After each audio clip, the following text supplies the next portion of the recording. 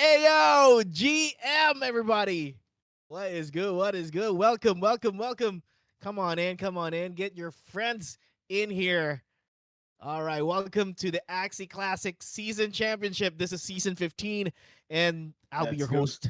My name is Gunlock, and together with me, none other than the good looking Mr. VMG. How are you tonight, sir?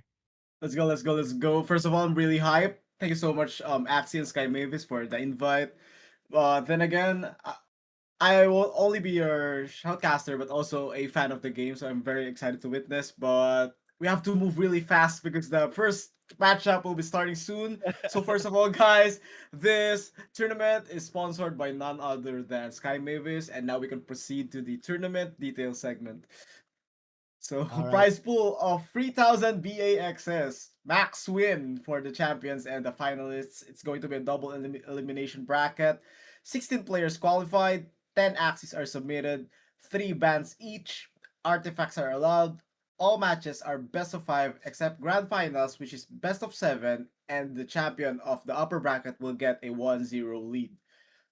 Exactly. Now the tournament rules actually drafting tool will be introduced and will be used. So player one and player two shall be decided by a toss coin, and the player who wins the coin toss can choose whether to be player one or player two. And player one or player shall ban three axes from their opponents. And phase one, it will be a simultaneous ban of one axis per player.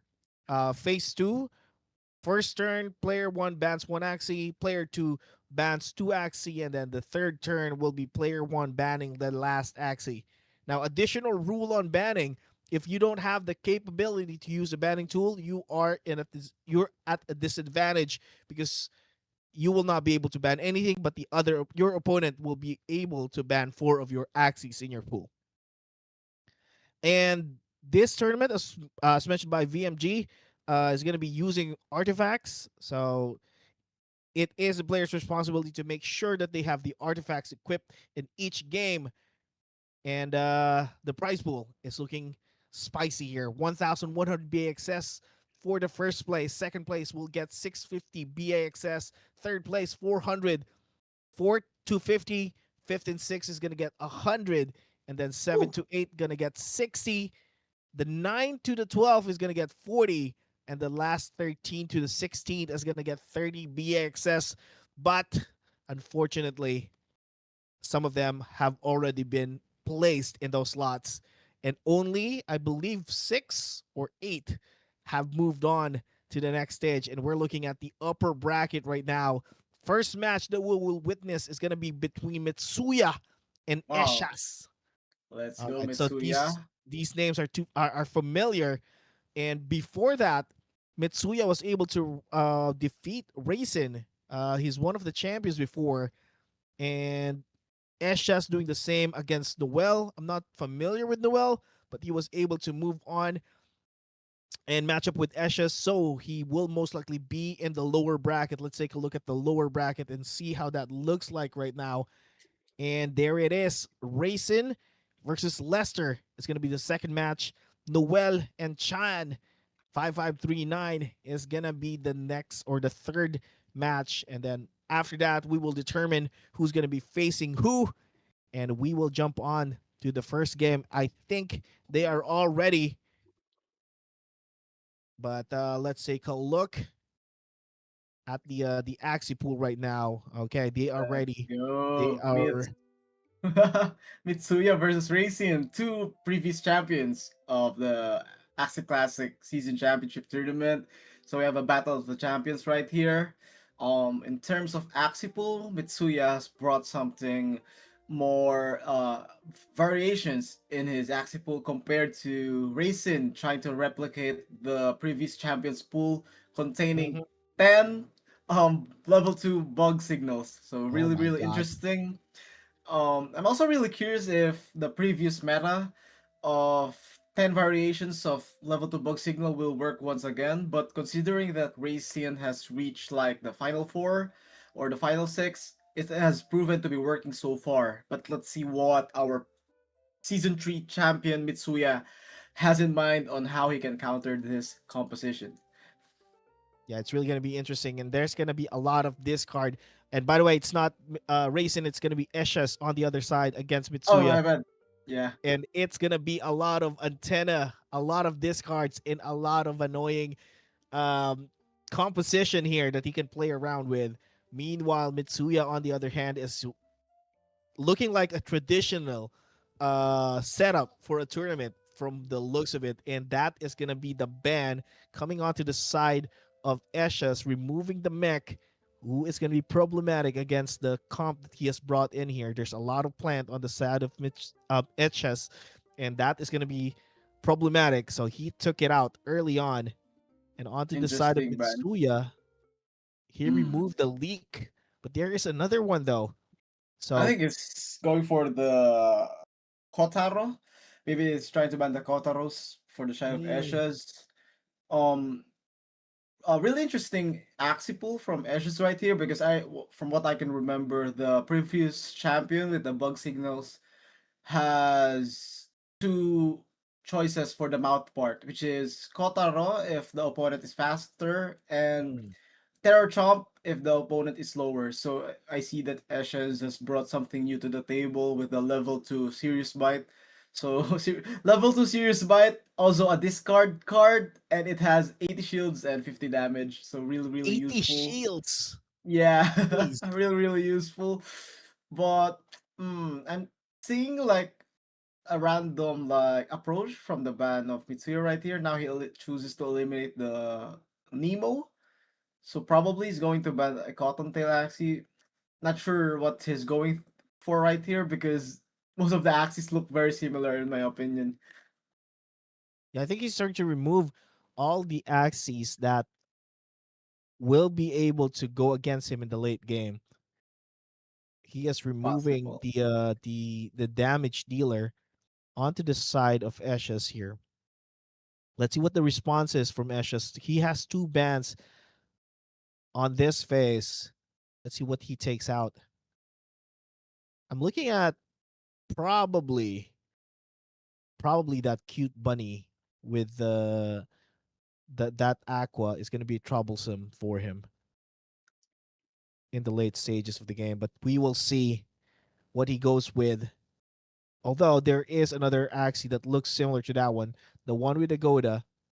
All right, he actually goes for the plant, takes out both of them.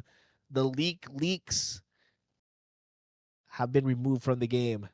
So Mitsuya does not have a lot of options in terms of a tank or the front line here. Only one. So we'll see if that is going to be okay at the end of the day. Interesting. One more ban coming in. One more ban coming in from Mitsuya.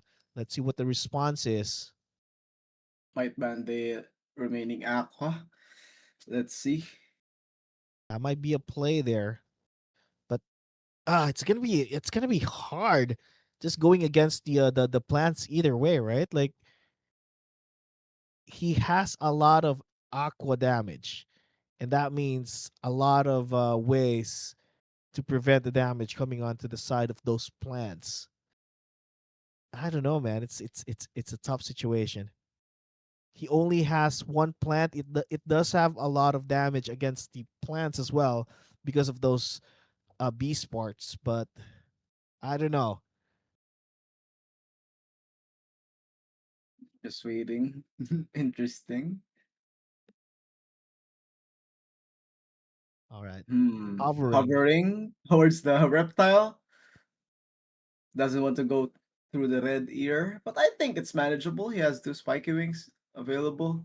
Yeah. And All there we right. go. I He think banned the reptile. that is the draft right there. All right, the last ban coming in was indeed the reptile. Let's see if that is the correct prediction or that is the correct choice for Mitsuya. And let's get into game number one. While we load it up, let's take a look at the chat. I have not loaded up my Twitch just yet. Let me take a look at what you guys are saying there. Or if you are already there, make sure to share the stream and make sure to have your friends, your family members, your tita, your tito, your lolo at lola get into the stream and watch with us. Let's go, let's go. It's Axie Classic Night, boys. Axie Classic night, and later on it's gonna be World Cup Finals. That's gonna be an Oof. interesting one. A lot of crypto people apparently have been watching because of the polling market. There's a good amount of polling market action going on in the World Cup as well. So if you're into that one, make sure to watch later on tonight. All right, we are just loading into the game. Mitsuya versus Echas, game number one, and my Twitch is not loading. So if you are if you're wanting to have some shout out there, I apologize. I'm still waiting for my Twitch to load up. Let's take a look at what YouTube says though. And for the Oh, meantime, I'm gonna give a shout out to Ghostin, Tracy Kawai, Keith FP7, Smurfalius, and Big Crit Brit. Shout out, guys. Enjoy your what is good? What is good? viewing experience, and we're about to witness the first of the many Axie Classic action in a bit while waiting for these two really great players. Exactly. And onto the side of the YouTube channel, it's me Tans saying, here we go, na-miss ko tong instrumental ng Axie.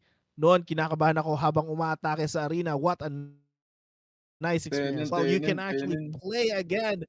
turnin. It's me Tans. You can actually go into the marketplace right now. Although these meta axes that you're looking at might be expensive, but you can, for nostalgia's sake, you can actually buy some floor axes and they can still compete in the current meta. And we also have Gregor in there, 91 Steve, Shadan Fares. Shout out to you guys. Mark Stevie Peria, 4102. Shout out to you. And make sure to share the stream, okay? Share it on your Facebook, share it on your Twitter, and make sure to have your friends watch with you. All right, Mitsuya Eshes, game number one. Waiting for them to load up into the game. And I'm waiting for my Twitch to load up as well. Not sure if it's my internet, but my Twitch doesn't seem to want to load. Let's go, let's go. Shout out to Otaki, LF Manager. Shout out to Daz Looking number for two. manager. You don't need to manage at this point, right? Like the price of Axies, man. It is really affordable. If you want to set up a team for your own, you can do so. It's unlike how it was back in 2021. If you just want to have fun and just, enjoy the game for nostalgia or for competitiveness, you can set up your own team at a very, very reasonable price. Not a financial advice, of course, but you can check out the market if you're interested in doing that.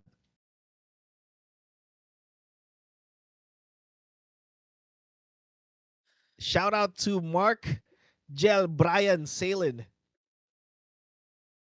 I'm not sure if I caught I coughed after reading the last name of this guy because shout out kay Bench, best Axie player, top 200K. Shout out to you, sir. You guys are crazy over on the YouTube side.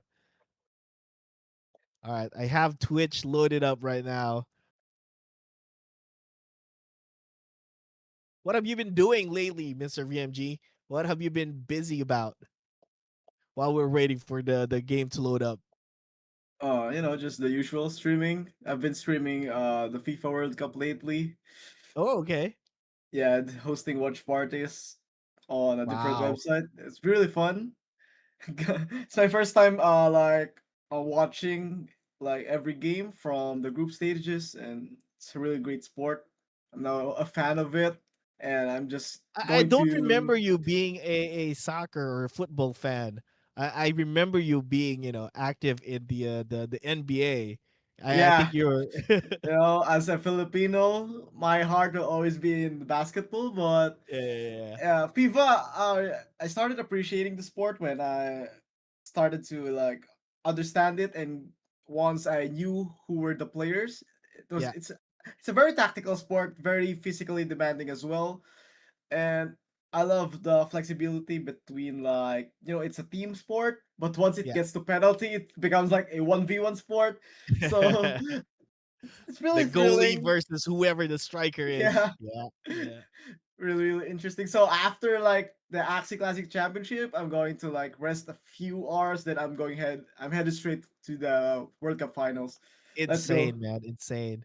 That's gonna be 3 a.m. here in the Philippines. That's crazy time. Shout out to Ghost and what's new?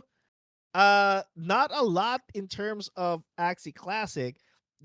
We don't have any patch notes or updates in the game itself, but there are a lot of things happening onto the scene for Atia's Legacy. So Atia's Legacy actually had its playtest, I think, 3 weeks ago, and it was solely around PvP. And I felt like it was a really good playtest, and it is a really good showcase of the game because it felt like a lot like you play a lot of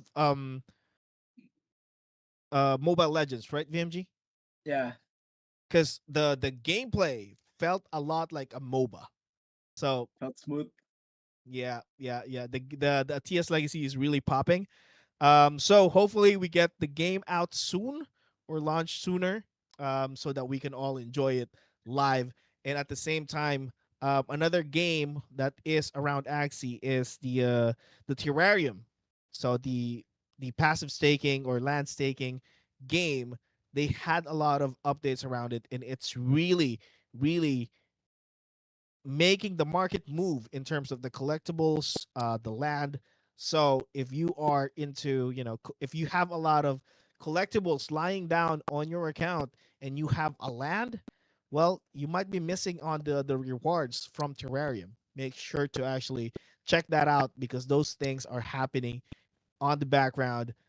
And if you are not, if you are wanting to go check back on what's happening on Axie, you can do so. You can drop by the Discord as well if you need help in setting up your terrarium.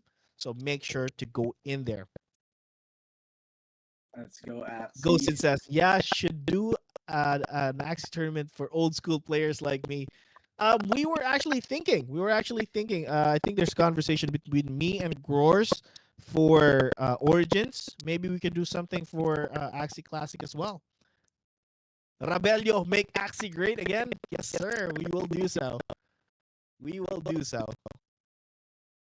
I think in terms of like gameplay, I think actually is in a better shape right now. Just in terms of gameplay, Yeah. since like I think it's aside from the free energy counting, um, I'm not a fan of that in terms of like professional knowledge, in terms of hard description, the hard effects. There's so much more approaches to the game route. As you can see from the actual, there's different variations of methods. Unlike on previous tournaments, during that previous graphics, we're going to see the current meta being spammed by the same player. So we're using like mirror matches between God Files, Terminators, jumping Gaston. So much mirror matches before. Unlike now, there are a lot of different approaches that can get you Yeah. a top one. So I think it's in a better shape in terms of gameplay right now. We have the discards, we have the aquas, we have the teal shells, we have the dawns. So much combinations right now. Yeah. So the both games actually, Origins and Classic, have or are in a place where there's already a lot of things that you can actually play around with. It's not limited anymore to the same type of games or the same type of composition that goes against each other. So that is really something that is probably also why the development for both of these two games are, are in that situation where not a lot of patches, not a lot of changes into the game are needed anymore because there's already a lot of things that you can actually choose from in terms of composition that you can play with. So yeah, if you are wanting to go back into Axie, play it. this is the I mean, this is the best place to actually learn and take a look at what compositions actually work, and maybe something that you can pick up on your way onto the marketplace and start playing again. Yes, sir. But first, before you like play, I think the best step one is just to just watch the best of the best do it first. So will have more idea on what type of team composition you're interested in. So stick around and we'll find out who All right, has we like are the getting best some box. audio. We are getting some audio problem. I'm not sure where the we're getting some reports onto the chat about audio problems. We'll have that checked by our producer. Let us know if we are still crackling. Not sure if it's the internet, but yeah, we'll get that sorted. All right, don't worry. Shout out to you guys. People are active on YouTube as well. 39 watching on YouTube.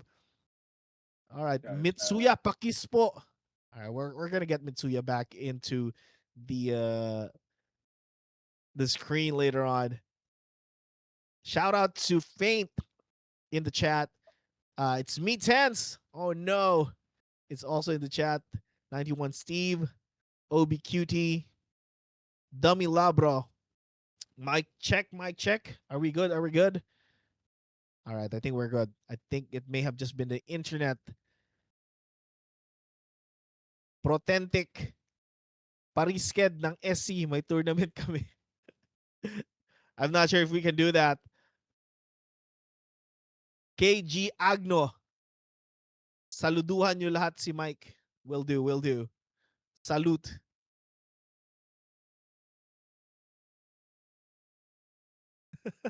we have we have G host. I'm not sure if this is the actual G host in the chat on YouTube, because he is I don't think G host knows Tagalog that well. Si Junior nagagalit, may tour na kami. Sumamay naman SC. Cancel tuloy. That's crazy. Okay, this is something that is interesting, VMG. They are saying in the chat there is also another Axie tournament that is happening while we are doing this one. So it's really interesting. I haven't heard of that tournament. Why have you guys not told me about the tournament? We could have actually shouted that out. yeah.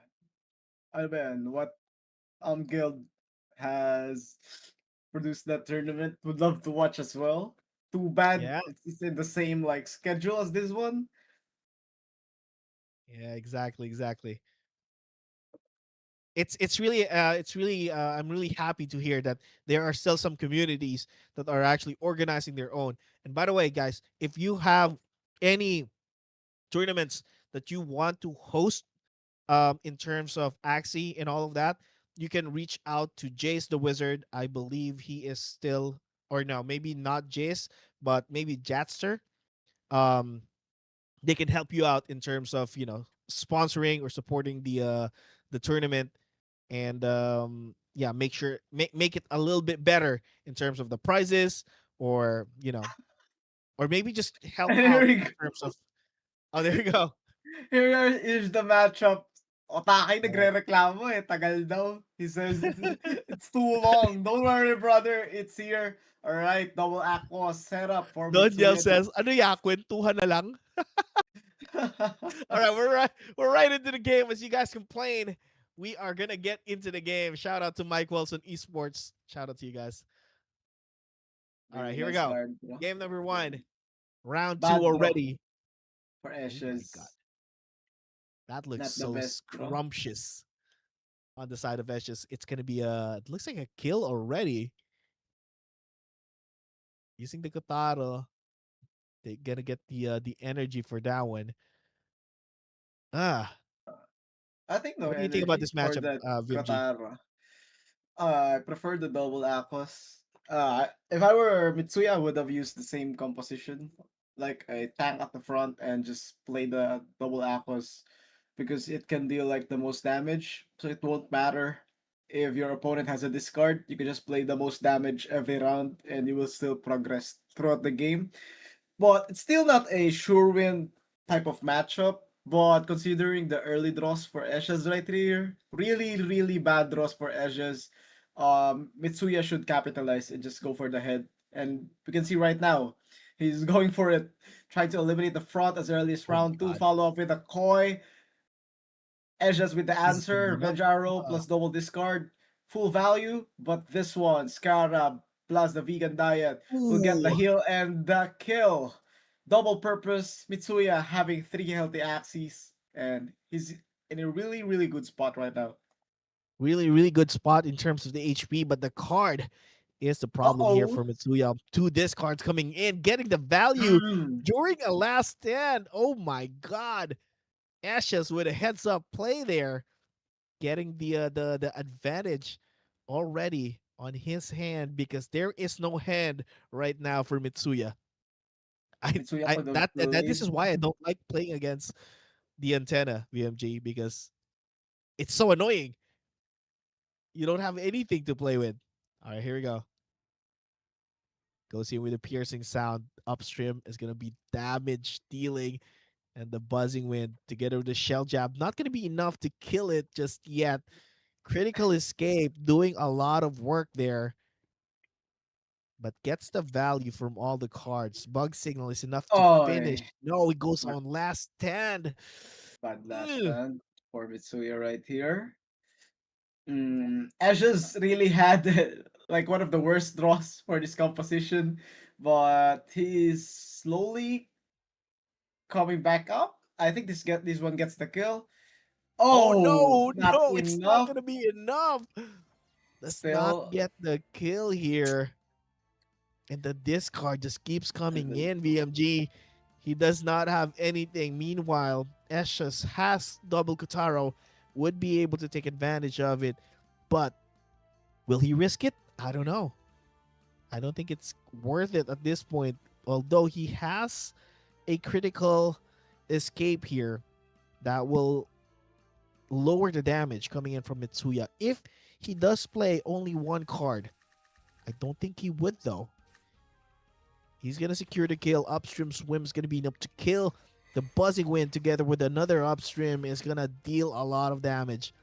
Thunderclaw to the critical escape. Not a lot of damage. I don't think I don't think this is a game that Ashes can win at this point, VMG. What do you think? I think the slow on the midline is kind of bad for Mitsuya. Let's find out if it's going to matter. Depends on the 3 cards that he is going to draw right now. Mm, one discard. Let's see. Bad discard for Mitsuya. He got the backline, Oh but no. oh, his front Oh survives my though. god. 3 It's a big turn. HP. 3 HP and a dream. Mitsuya making it work. That shield, that go to There we shield go. mattered. Beautiful. He's gonna go first. Oh no, Bang, Eshes bang, bang. already in That's trouble. Terror Champ is gonna kill him. Chomp, chomp, chomp. And that is the way the cookie crumbles. Mitsuya takes game number 1. And I thought Eshes was gonna take it because of the amount of discard that happened in that game. But Mitsuya knows how to play around it and just uses all the cards every time and just kill and kill every round.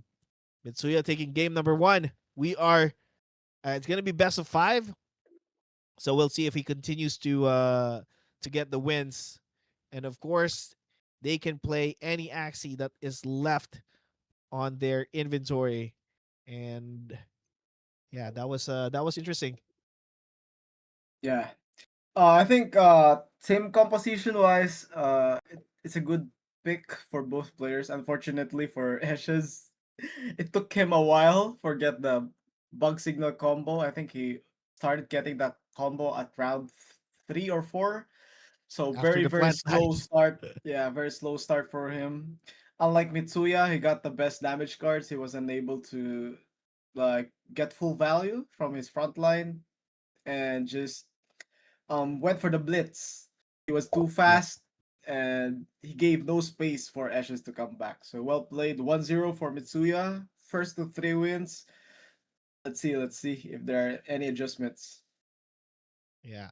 But there was a turn there that I thought that was really good.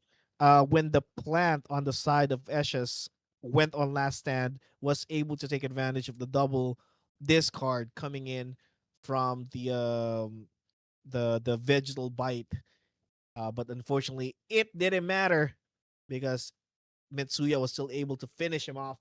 GG's, indeed, says Brit on the chat. All right. We are just loading into game number two. Let's see if any adjustment is made.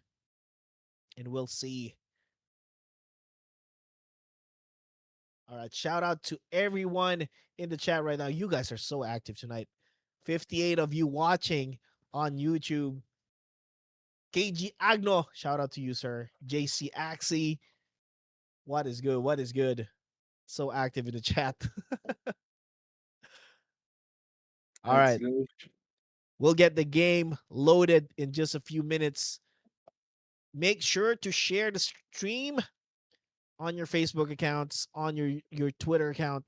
Make sure to have your friends up in here and join us in watching this tournament. A lot of bAXS on the line for these participants here. Let's take a look at the prizes again, and let's see who's gonna take it or who's the most likely. All right, 1,100. Okay, that is a good amount of payday coming in for the first place. Second place is gonna be 650, and then third place 400. Fourth place 250, and then the sixth is gonna share the 1,000 or 108 bAXS, and that is that is still up for grabs. We are still waiting for the rest of the games to be concluded, and we will see that happening in a few here. Yeah. So currently, like, the six players that we're witnessing right now, they have already locked in the 100 bAXS, so they're just playing to multiply their current prizes so far. So, yeah, it's going to be great. Whoever wins this series right here between Mitsuya and Ashes will proceed to the grand finals, I think. So, from 100 bAXS, they will shoot towards 650 minimum. So, that's a huge boost. Yep. Unfortunately for the loser, he will have he's going to face like the depths of the lower bracket because the players from the lower bracket have been playing really well, and based on like the previous tournaments that I've casted, the players who gets to survive the lower brackets tend to heat up Mm, easily and just go for a momentum run right there. So it's going to be a more difficult um path if they lose this one. Unlike towards the grand finals, you get a 1-0 lead and you get to watch your competition battle each other and prepare for a counter. exactly. Exactly. But KG Agno on the chat is asking, Sir Gunlock, do you join on Ivana Alawi's iPhone giveaway? No, I haven't. I haven't. Maybe I'll comment what's your favorite color, sir? Because I think you need to put in your favorite color, and then you might have a chance to win the giveaway.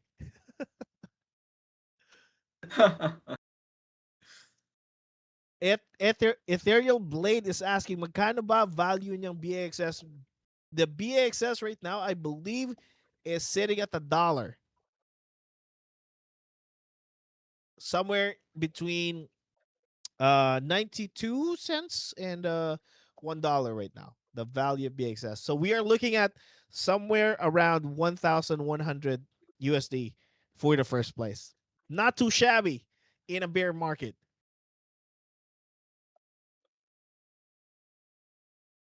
So it's still a good amount of money to be in your pocket during this bear market. So make sure to cheer for your champion.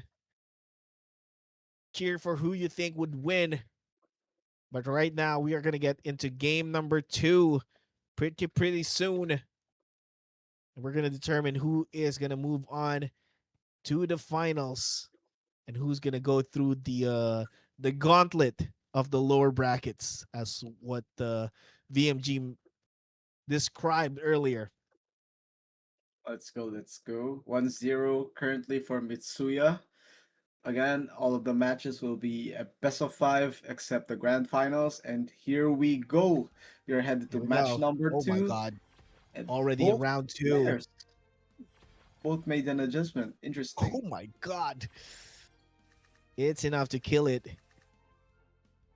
A Hmm. lot of discards again coming in from Eshes, but that doesn't matter because there is going to be cards played all around. Oh, I see what Mitsuya trying to do Bugsing it. here. He put the aqua at the front and made the plant go towards the midline because in this way he has a chance to value the vegan diet more. If the plants get damaged, it has two heals coming in Oh from my the god. level The 2 back. scarab and the vegan diet. Yeah. Exactly. The mouth and the back is going to be a problematic here. Oh my god. I think we're having some technical difficulties in the game because everything is not loading up right now. We are going to load back in the spectator mode because nothing seems to be loading, and that Axie in the front line is burning. Okay, here we go. We're back. We're back. We're back. We're jumping back into the game, and Eshes is gonna go in for the kill here. Upstream swim is gonna be enough. Thunderclaw is gonna be finishing it off. Buzzing Wind in response from Mitsuya. Mitsuya is Good gonna heal. be ready for the next attack here. Scarab gonna heal a bit, and then the wooden stab is gonna deal massive damage. 114. Eshes not looking so good here. No way to sustain the front. And the back line does not have a way to speed up. Hmm. Both of them are actually actually Mitsuya has the advantage in terms of the backline here because of that shell jab and that speed down coming in from the tail. All right, let's see what he does. Eshes has a lot of cards here. Can choose to play his front and try to sustain it, but if I'm not sure if that is going to be a good idea though. He does have the critical escape. Critical escape is going to give him a little bit of durability. We can see them thinking, counting. Interesting And adjustment from Ashes right here. Turns the Gecko back to level 1. So it's mhm. much more Oh my god, tankier. that crit was massive. Vegan diet is going to be there. Eshes not looking so good here. 1v2 Good pass. situation with a plant that has a gazillion ways to sustain. I think that plant is dead from the double revenge arrow. Yeah, there's no living that one because that is going to deal massive damage. I think 255 is the base damage onto the plant here Yeah, let's with that see. card. Mitsuya is still in trouble right here. Not, so it's like a 50-50 decision making scenario. Like, does he save cards or does he deal free damage before the 1v1? But Oh this my is a god, good he is gamble so for him. lucky. He is Let's see. so lucky. It's Oh enough. no. Last It step? is gonna Yeah. be enough. Last stand. Scarab Curse gonna go through with a vegan diet, but that does not do a He lot. needs to get double shell job plus a spike if he gets it, 200 plus 200, 2 for Ash 40, just has a lot of energy. We have to note that one. Even if 40. he goes second, he has the revenge arrow here. It's gonna be massive damage. VMG. I don't think With fear. Mitsuya is gonna live through it. Let's see. Okay, Thunderclaw Or is gonna remove the fear. Oh my god, GG. 172. He is able to survive. Mitsuya living for another day. Has the shell jab as you mentioned. And here we go. Upstream swim is gonna be first though. Oh my god. Ashes takes the win and gets a game against Mitsuya. It's gonna be 1-1 coming into this third round. That was really good. That was really good, Axie, right there. All right, shout out to Skymark in the chat. RTZ Cool, shout out to you, sir. What is good? What is good? Are you guys enjoying it? Are you enjoying the action that we have right now? Because we are loving the action that we're seeing in these classic matches. 1-1. So it's like a best of three right now from here. Mm. Who do you think Uh, has it, BMG? I wish They I are saw both like good. the first rounds because what I saw was the second or third round already, where Yeah. they tried to kill the front line. I would love to see the early rounds in that game, but I'm guessing that Ashes got the combo as early as the first round. So he has like established his momentum as early as the first round. So very, very nice. I think it was an interesting adjustment from Mitsuya, putting the plant on the midline.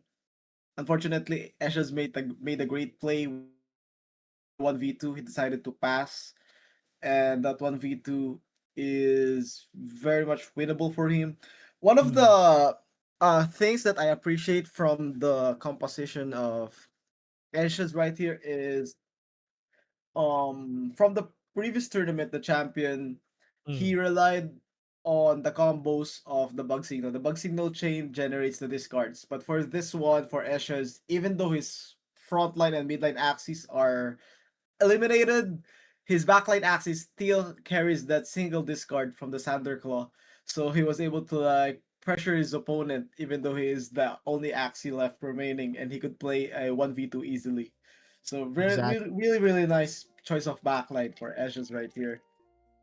Yeah, the back line that has the Thunderclaw indeed won him that one because at the towards the end, the cards on the back line, even though it was a 1v2 situation, there were no cards on the Yeah. backside for Yep. Mitsuya because of the Thunderclaw. It was so annoying. And Eshes, with that, was able to win it. Let's see if he goes back into this game with the same composition. I think it would be an ideal thing to do. But then again, Mitsuya does have the option here to go back to a level 1, switch it around, and have the speed up advantage instead of the Koi high damage of level 2. But let's see if that is going to be an option that he chooses. We will see onto the game. Next game, game number 3. Shout out to Marcelino, as mentioned by Foresight Gaming in the chat on YouTube. Make sure to stream, I mean to share the stream, guys, okay? We are 64 right now on YouTube. Make sure to get more friends up in here and let's enjoy Axie Classic together, watching these pros go whack each other and get the win to get the 1100 bAXS. Let's Get go, your let's friends up in go. here. Yeah, the night is still early. Still has six more players left. Exactly. We are still in the first game of the night. By the way, these players came from a top 16, or there were 16 of them at the beginning of the tournament, which started yesterday, and we are now down to the last 6. And we are watching the first game of the night. This is the winners bracket, and whoever wins is gonna move on to the finals. The loser, unfortunately, has to go through the gauntlet of the losers bracket, but we will see if that is gonna be giving an advantage to whoever wins. But we will determine first who takes the first seat at the finals. Is it gonna be Mitsuya? Is it gonna be Eshes? You tell us in the chat. Let us know who you think will take the win here.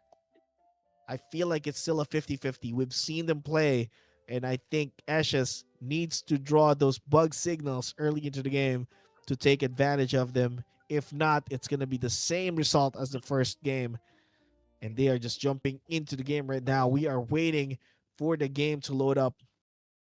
Agree. It's a battle of chances right here, and both players are trusting their chances and luck.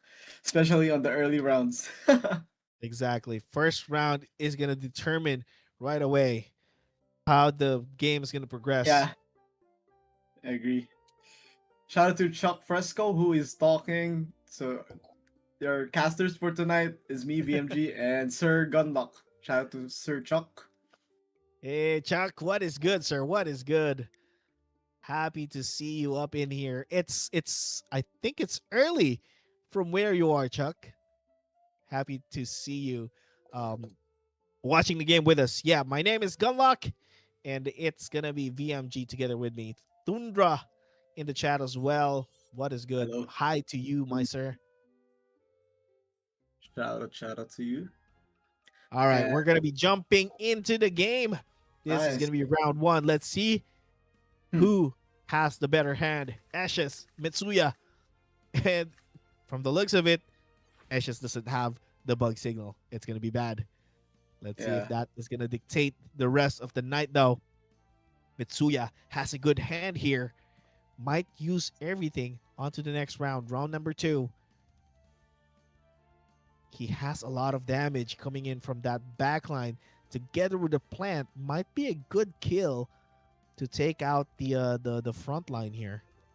He only needs to draw one more damage card from that backline Axie. Oh, I think that is no. He actually decides Oh, I will not play with anything, and I'm what just a gonna get pass. discarded.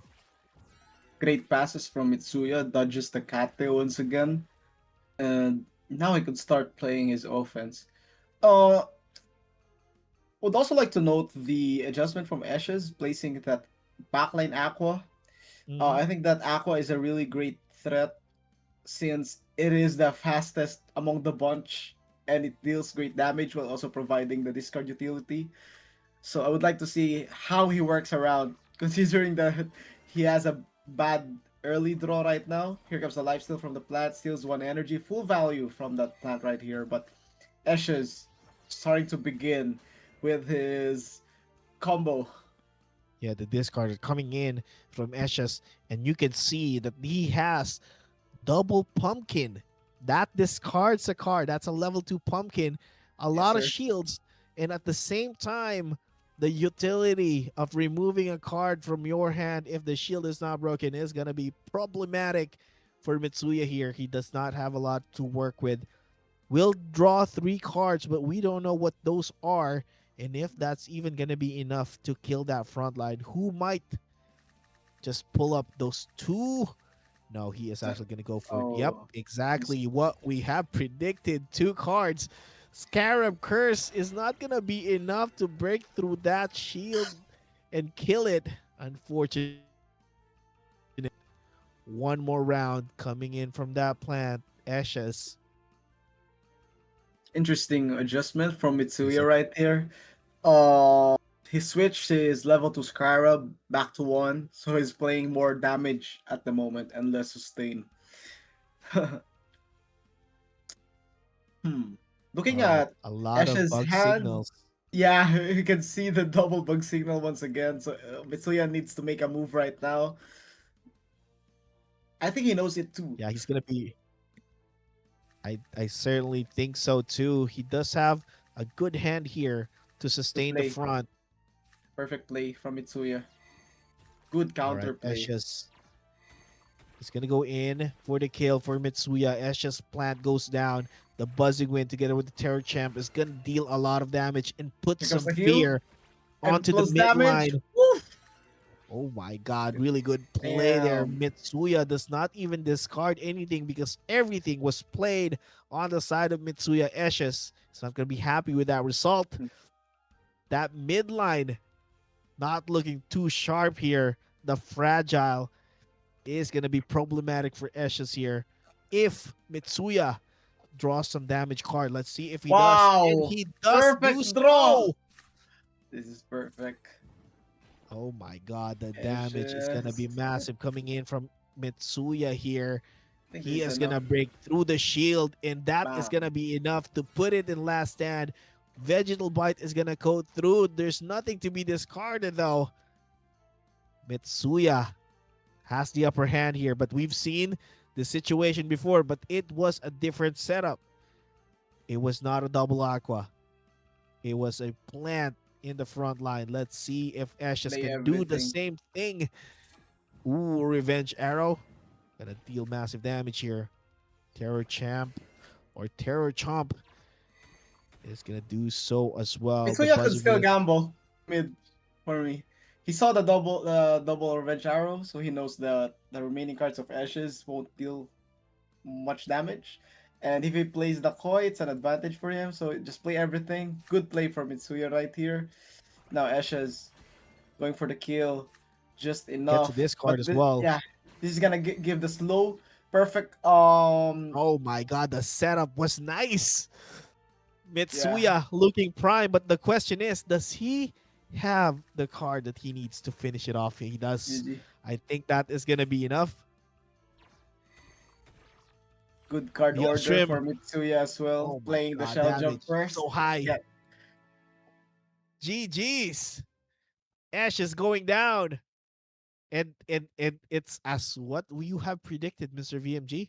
If round one he doesn't get the cards, he doesn't get the bug signals, it's gonna be problematic for Ashes, and that is exactly how it played out. Mitsuya with the adjustment for the midline to be that the Aqua was massive for him. All yeah. right, Well played to best of Mitsuya and five. Ashes. Again, it's the best of five. It's still 2-1 for Mitsuya. One more win and Mitsuya is gonna go through onto the finals. But Ashes still has a way to get back into the game.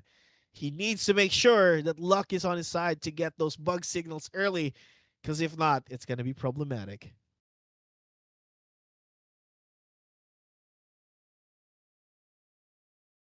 Let's go. Let's go. All right, Chuck Fresco in the chat.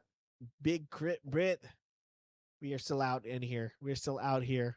We still have the OGs, and we have 85 of you watching on YouTube. Thank you so much for sharing the stream. Continue to do so, and let's get it over 100.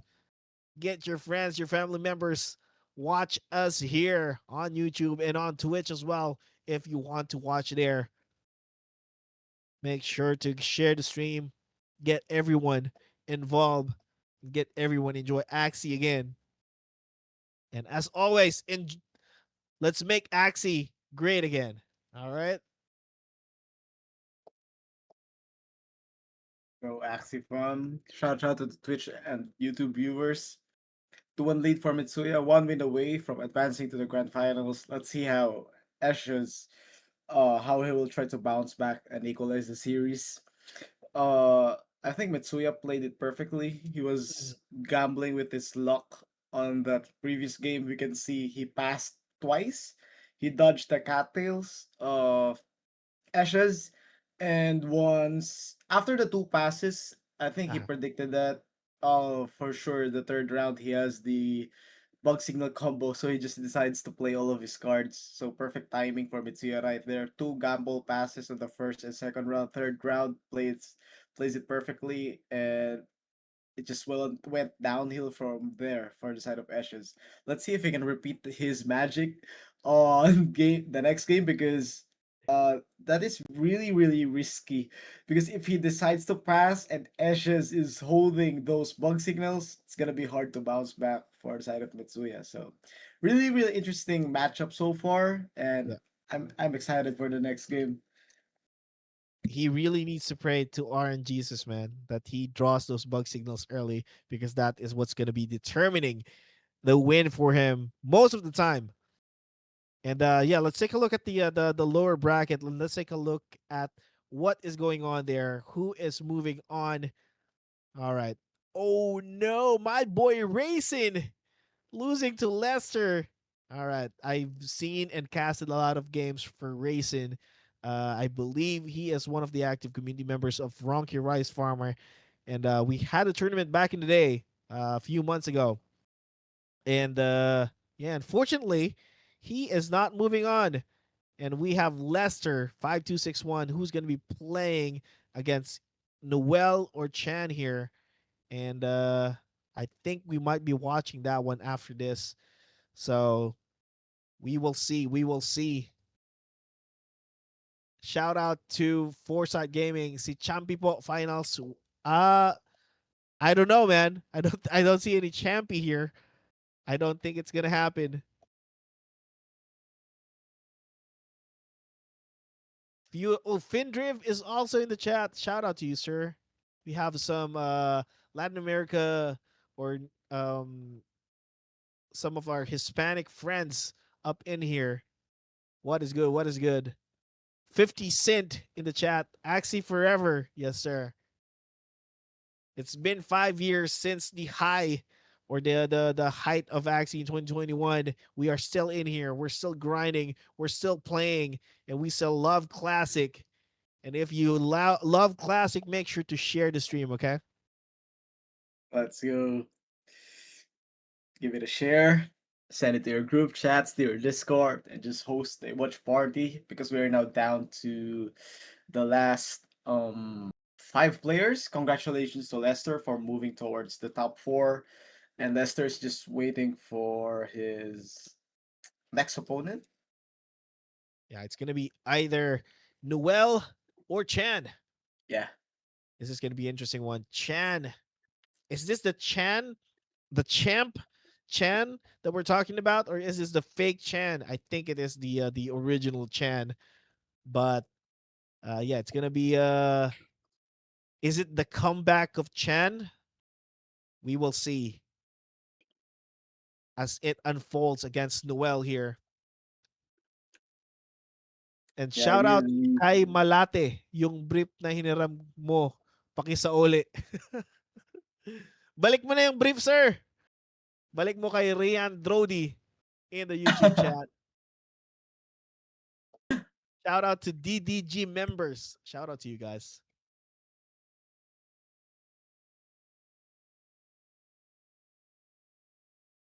Big Crit Brit is asking in the chat when return of Black Chocobo. You gotta show these boys how it's done. Exactly, Chuck. We need you back in the scene, man. Maybe get some competitive Axie going and get back into the scene. We need some Chuck Fresco energy up in here.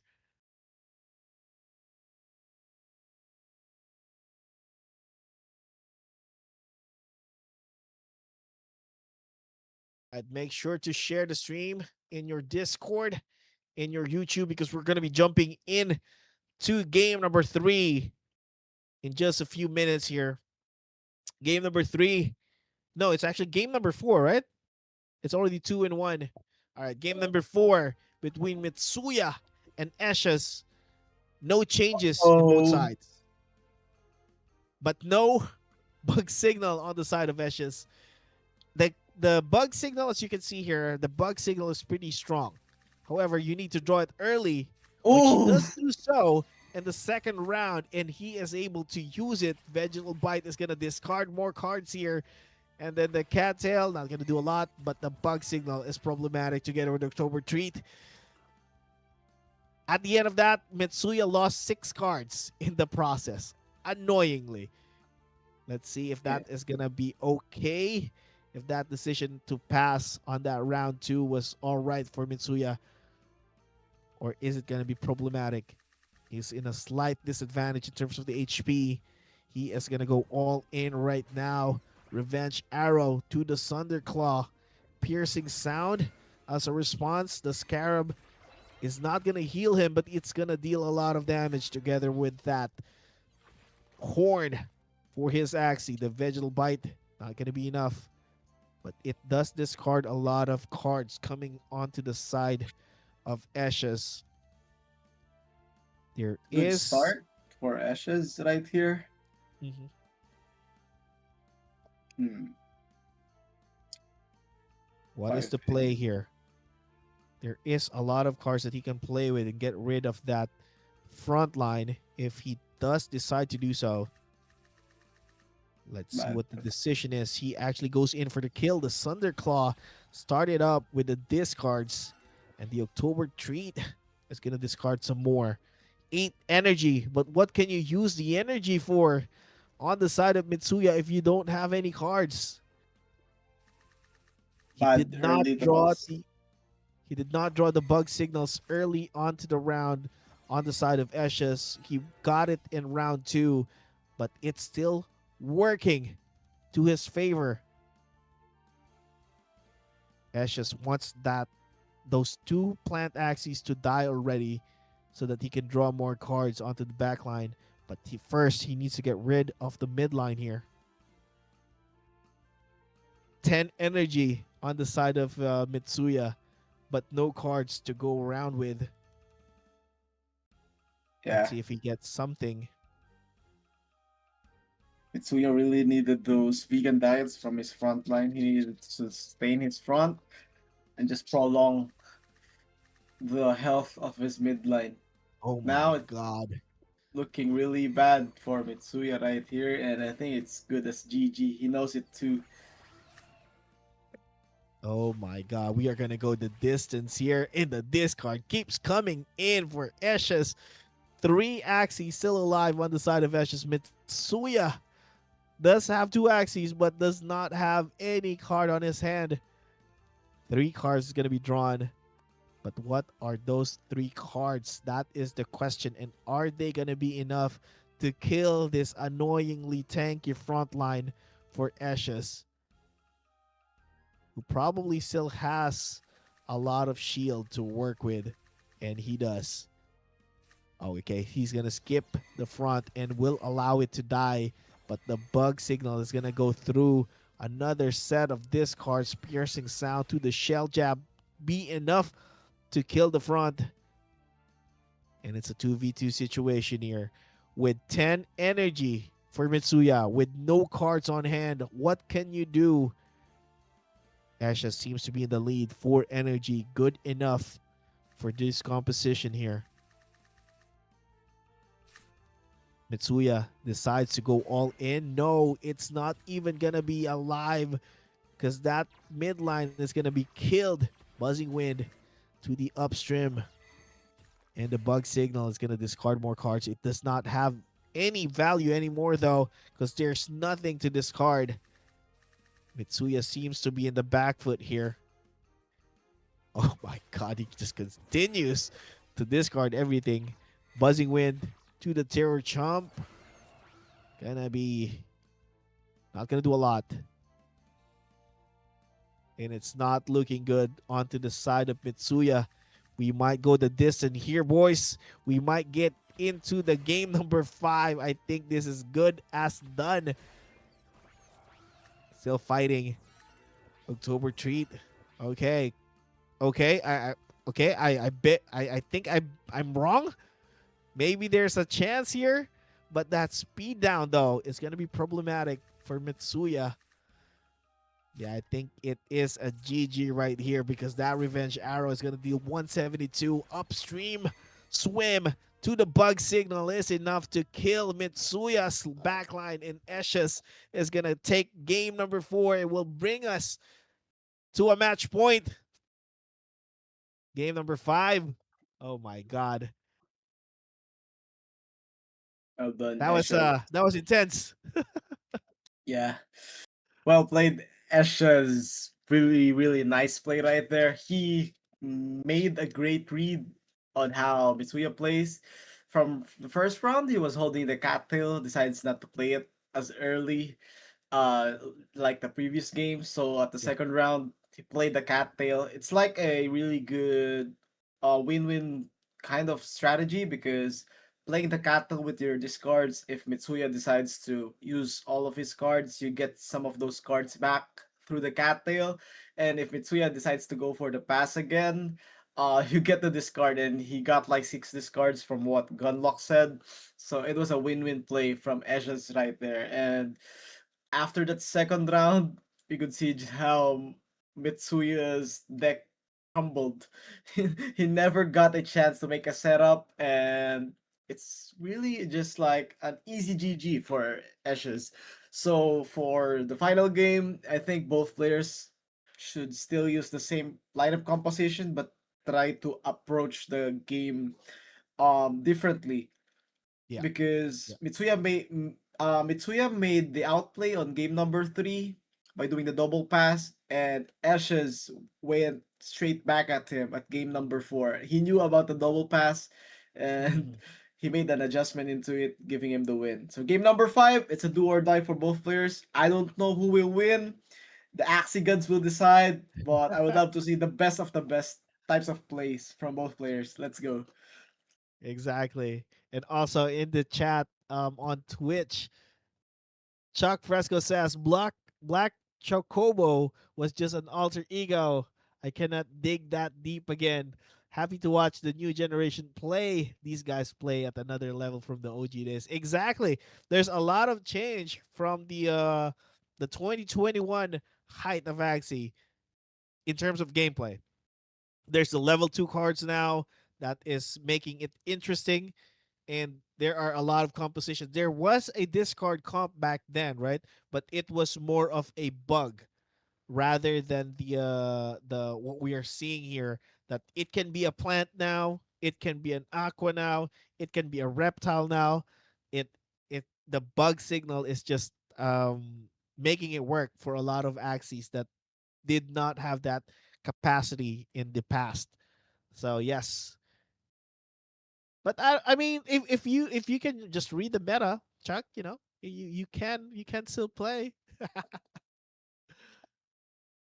All right, on the side of YouTube, JC Axie says intense game indeed, indeed an intense game.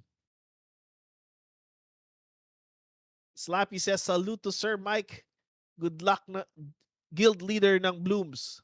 All right, shout out to you, Sir Mike.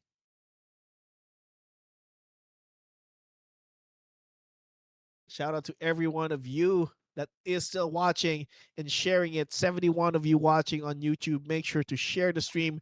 We are going to be up to game number 5 for this buy in for the final seat. Who's going to take the first seat of the finals? We will find out. Lance Z says, shout out po, Sir VMG. Shout out mo daw siya, Sir VMG. Lance, shout out, gandang gabi. Let's go, All right. let's go.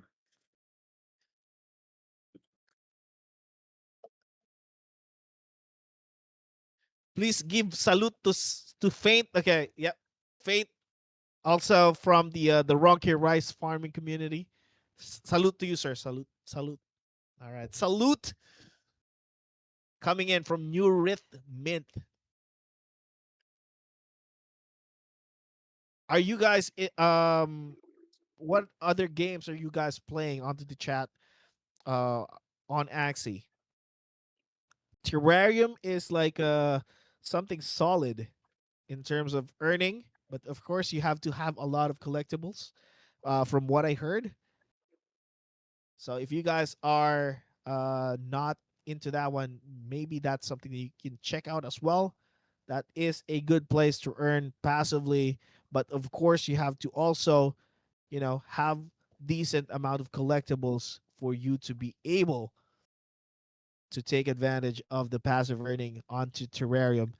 And at the same time, if you just want to watch your Axie play and run around, you can do that as well in Terraria. But we are going to be jumping on to the game number 5, 2-2, Eshas Mitsuya, who's going to take it home. Some adjustments, no changes at all, as what VMG mentioned earlier Back to on level both 2 sides. Scarab for Mitsuya. Okay, this change is on to the part of the front line. All right, here we go. Damage gonna go through Mitsuya, not wasting any time. Tries to get some energy against Eshes, but Eshes is just gonna discard everything on his Okay. hand. Bad Oh, play from Mitsuya. Not using a single spike either. Maybe he was predicting like a slow start from Ashes.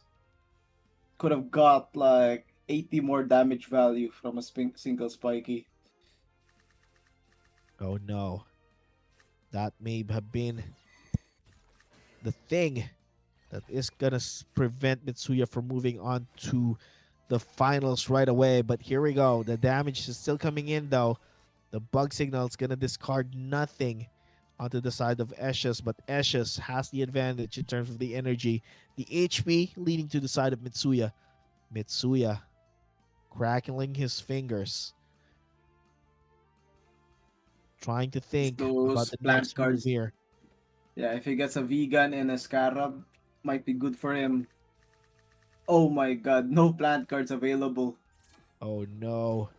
And has even the cattail here gonna get the cards that he needs, two of them, and the shell jab is gonna be enough to finish it. The bug signal gonna deal some decent damage to the front side, but Eshes has a lot of cards, has a lot of ways to sustain that front line, has two discards, and can play one energy draw or one Oh, energy gain. I saw an adjustment from Mitsuya. The reason he did not use like the double spiking on his hand because Eshes has been playing a cattail at the first and second round, so he was predicting, oh, he's just gonna use another single cattail. But Eshes also made an adjustment, so those micro adjustments really matter in a setting like this. And currently, we can see, um, I think, uh, not sure. I think Eshes still has a much more comfortable hand. He needs to get the energy gain though. Yeah, exactly. He Yes, has one a more energy gain comfortable combo. hand because there is no hand for Mitsuya, and that is gonna continue. He's still gonna barrage with the damage, with the bug signals. Gonna get some energy back for himself. Does not discard 57 anything. damage. Oh no! Oh, I think it was I like think the attack down, and the yeah. fact that this is an aqua. He needs to get midline cards. Double Goda. Nope. But this is a very decent draw from Mitsuya. But that is a Raises lot the of shield shield. to go through, though. The Luna Absorb Oh my god. discards the last card in his hand, It's getting a lot of value from this plant, and in the process, putting a lot of cards onto the backside. uh oh. Ashes made a really nice draw from his bug signal draws. I think he got like three straight cottontails, and it actually mattered because if he's down to two entries right now, Mitsuya could gamble the midline once again. But now Ashes having three energies, he is much more capable of going for a no turn play on that midline aqua. Let's see if he does. Yes, he's going for a no turn play. And he So that does. Ooh. cottontail. Oh, he survived! Oh my god, it's Wait, alive! wait. We have a Barely game. alive. We have a game right here. Oh my god. Hmm. He is gonna go first though. Ashes. He Oh, has a way to discard as well.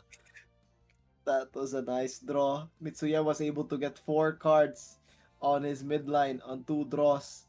So that single card, extra single card mattered, like the 30 shields. So he has 22 HP and he still has a meat shield as a midline. Still a really close game though. Anyone can win, but Ashes having the speed advantage right here might cost him. Let's Oh my see. god. Four cards for Mitsuya though. Does he get double shell job and a koi? It's a That is matter the of question. luck. Yeah, it's a matter of luck right now. That is the question. And there is going to be a lot of damage coming in from Ashes here, especially if he draws two kois for himself. Mitsuya does not have anything to work with, though. So he has to pray he gets a lot of shield and be able to sustain. Ashes does have an artifact here that he can choose to play so that he gets additional damage. Oh, he goes in for the revenge arrow. The shell jab is there. The speed down is also there on the side of Ashes. Very, very smart not to play the koi. And he is still going to take advantage of the speed war here. And he might just have enough in the tank to finish Mitsuya. Let's see what Mitsuya draws. Mitsuya needs to draw some shields here in order Interesting to take survive the on that. round. Ashes choosing to use only two cards, so he gets 100% chance redraw for the Revenge Arrow. I don't think it will be enough to go get the kill, not sure. Oh And it my god, does! it is Nice one! actually just enough. Metsuya Woo! goes down. Eshes is gonna move on to the finals. Really well played there. Really, really good play. Good Axie all around. Congratulations for taking one spot on the final seat. Mr. Eshes. Mitsuya is going to go down to the lower bracket. And the next game that we'll be watching is going to be between Chan and Lester. Chuck Fresco in the chat is asking, does the evolution parts matter? I had no idea they incorporated that in Terrarium. Yes, there has been an update that if you have evolved parts on your axes, they are going to function as a multiplier, so it's gonna matter in both or in all Axie games actually right now. In Origins, evolution matters. In Classic, some Axies are happy to have them, and in Terrarium, it is also something that has been updated. All right, let's take a look at the Axie pool, Let's go and we're for the still next waiting matchup. for the players to hop in. We can take a quick break here and make sure to grab some water while we do so. And all right, let's take a look at the pool first. All right, so these are the axes that we'll be watching out for the next match, and that is going to be between Chan and Lester. So another set of the same thing from the looks of it, VMG. It's a Yeah, bug signal against the traditional composition. I think it's a sequel from the first matchup we had. So, like a variation versus a one trick kind of pool.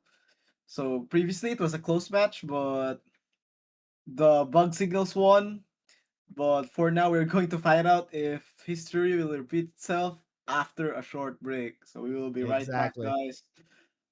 All right. See you So later. make sure to get back in here in 5 minutes because we will be back.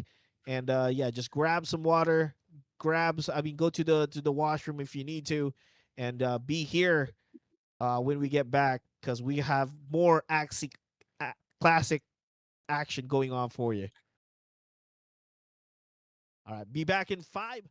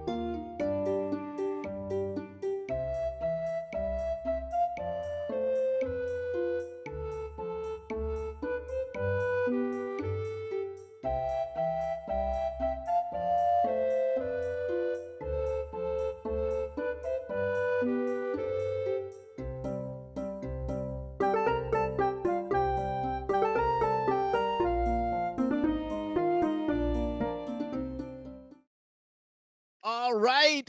All right. All right. All right. All right. Welcome back. Welcome back. Welcome back. Grab your friends, grab your family members again, and tell them that we are back, especially on YouTube. All right. There we go. Numbers are going back up here. Get your friends up in here and on the chat on Twitch, Chuck Fresco. If you evolve a part, can you choose which version of the card to use?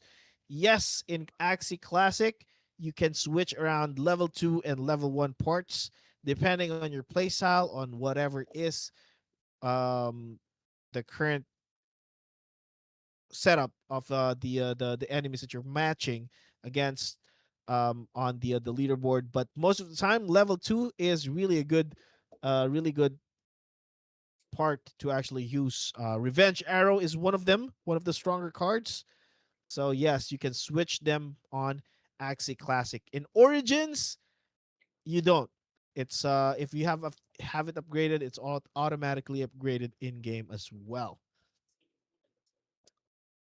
All right, and on to the YouTube side, Limwell is asking, may raffle ba boss? Wala boss, wala tayong ano. But we will see. We will see if we can actually Alay have mo. some raffle going, right? We will see depending on the situation here. We will let you know if there is a raffle.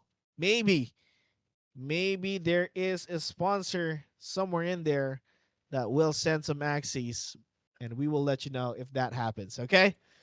But now it's gonna be a battle between a champion and a challenger. We're looking at Chan versus Lester. We can take a look at the pool again and let's see who is bringing who. Chan, the traditional setup here. There is an Anko onto the side of that Aqua, and Lester is bringing in a couple of Dusk. Ooh, this is the Terror Chomp version of the antenna. Yeah, this is like the same Axie pool from the previous champion. Combination of majority of Terror Chomps and Kotaros. So really interesting. Mm, uh, it's really hard to judge, but I think both players are performing well at the lower brackets. So whoever wins the series will be facing Mitsuya on the lower bracket grand finals. Wait, why is it like morning time for Leicester? Is it from another country? No, no, no, no, no. I think that's the light coming It's in a from light. another room. That looks like a sun. It's like a window. The sun is going through the window, but I think that is the solar powered light that they have in their house right It's a now. really So strong strong. light, a studio light. Yeah. So here we go. And Lester chooses to ban the egg bomb from Chan. We all know Chan is one of the masters of juggling damages, one of the Picasso of using that egg bomb. So removing the egg bomb removes a layer of strategy for Chan. So good ban for Chan. He chose to ban two of the Kotaros.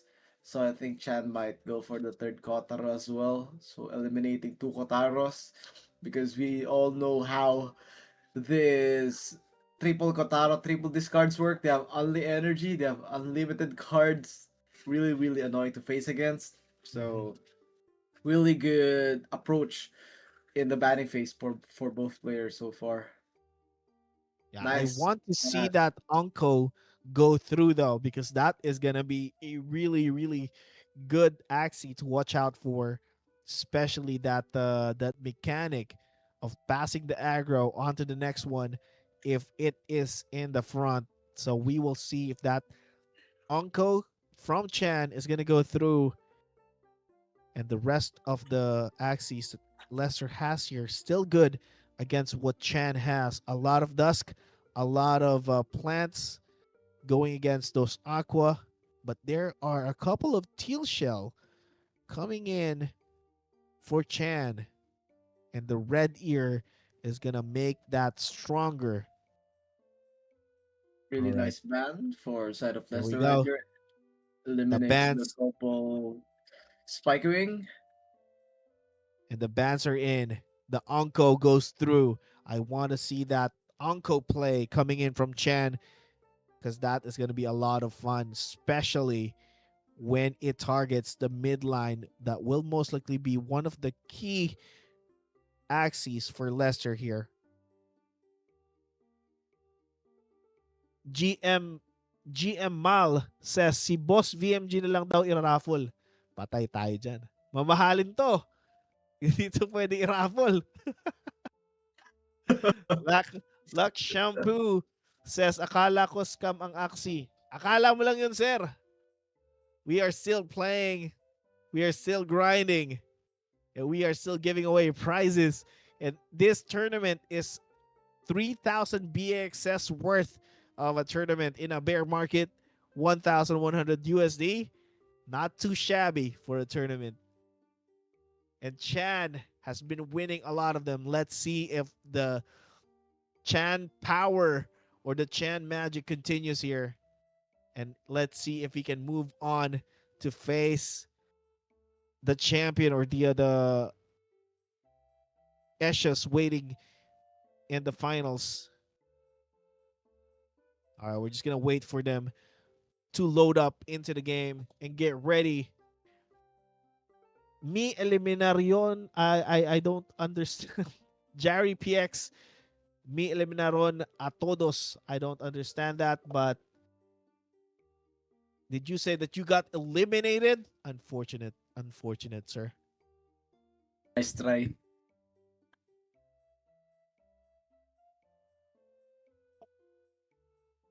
Zaylee from Twitch says, hello, guys. Hello to you, sir. Hello to you.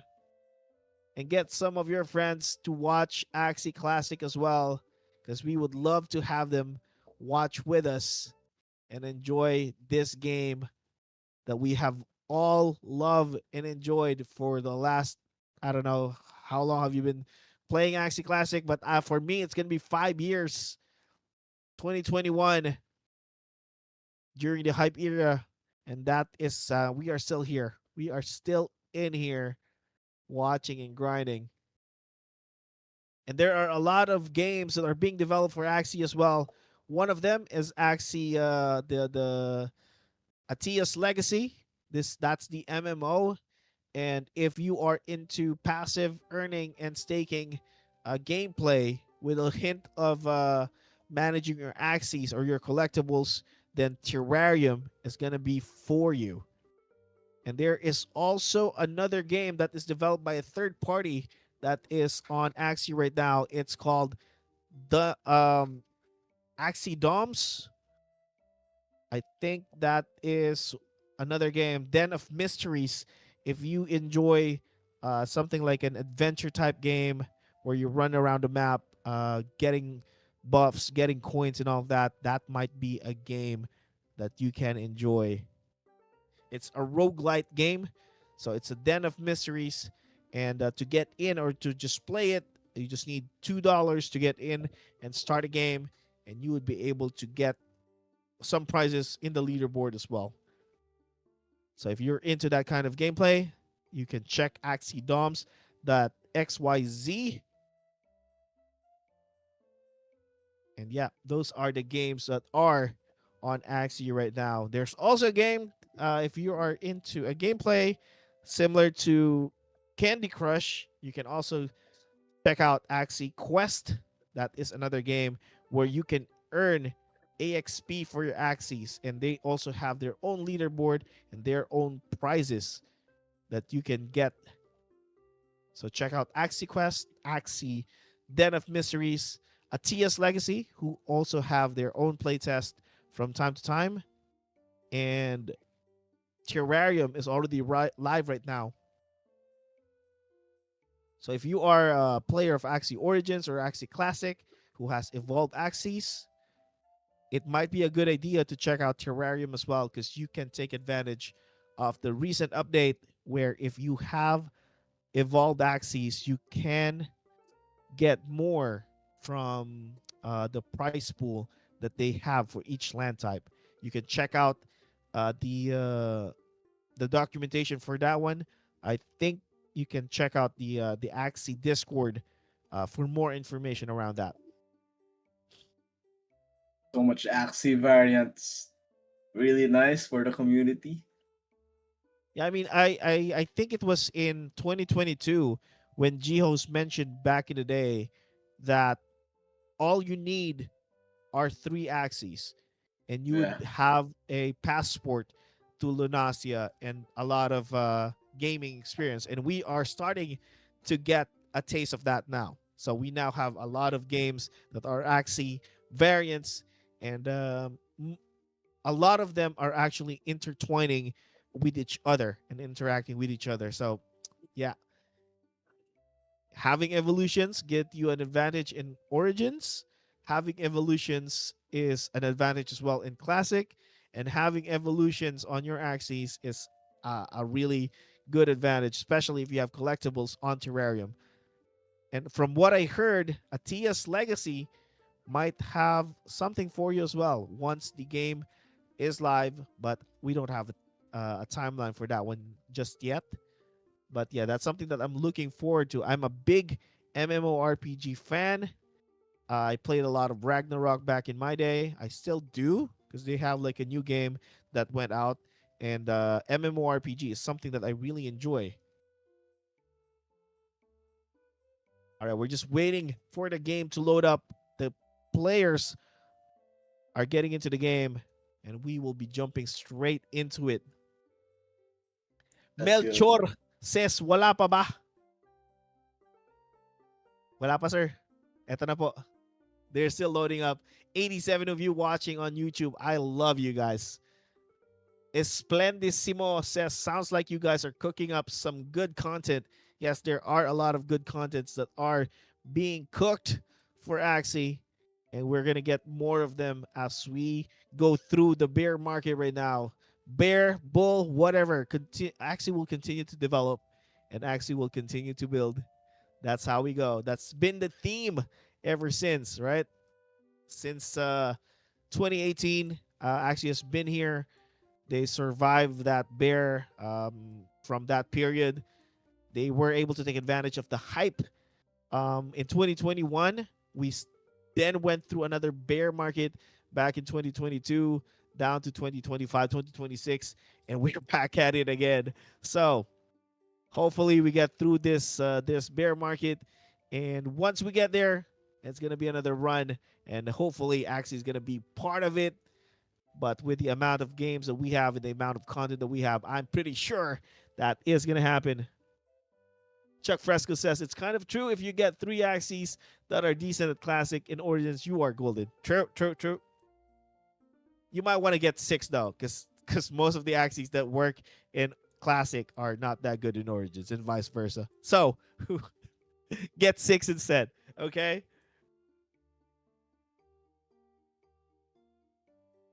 If Ethereal Blade says pagkatagal naman daig pa drafting sa Dota. Sorry na, sir. Ito na, ito na.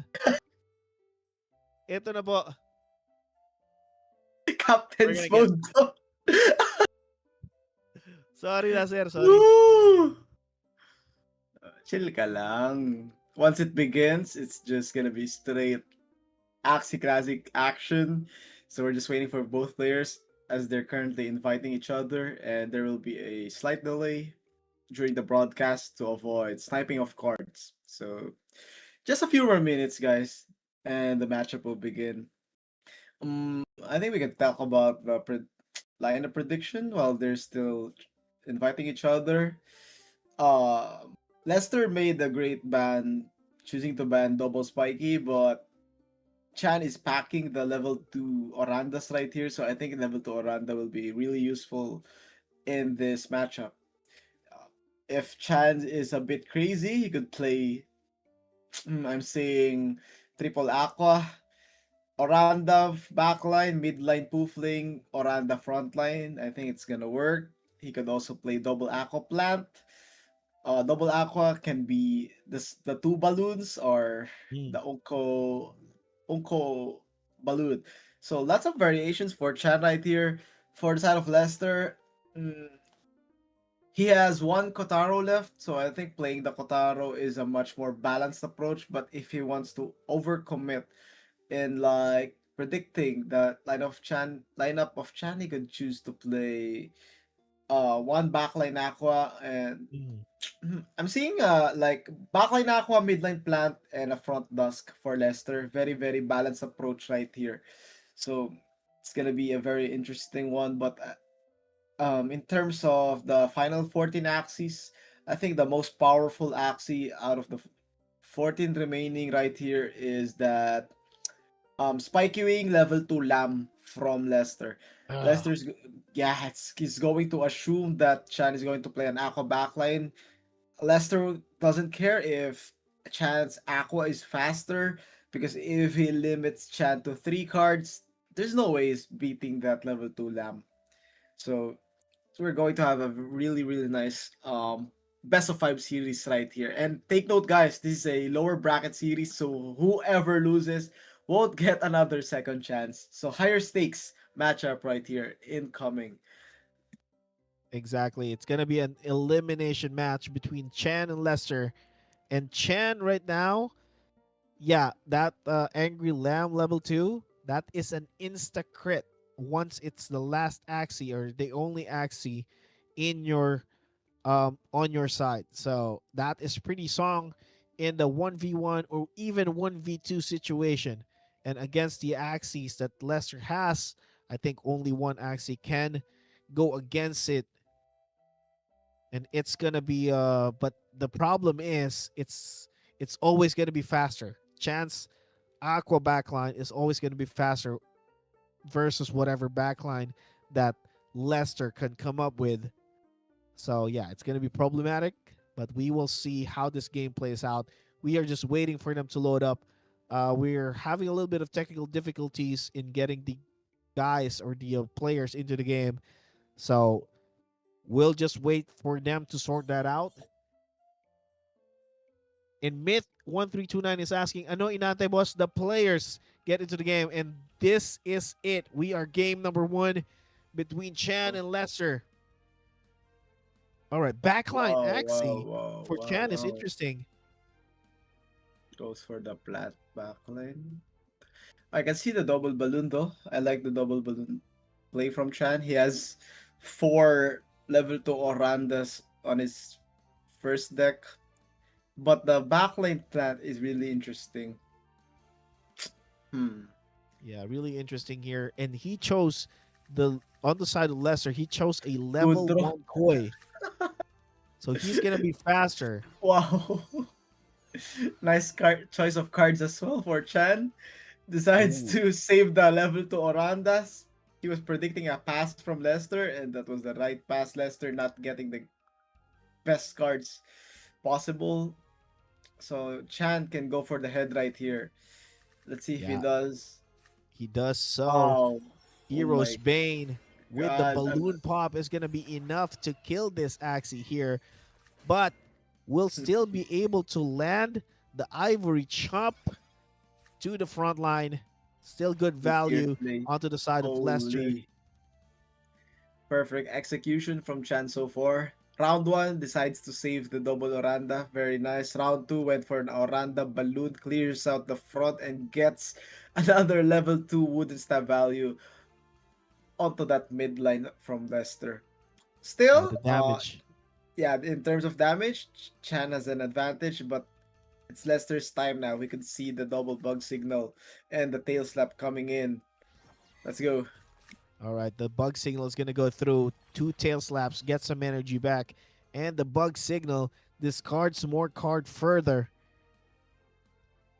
Chan, not in a good spot right now in terms of cards, but he does have the energy, and he still has one Oranda that can still go through.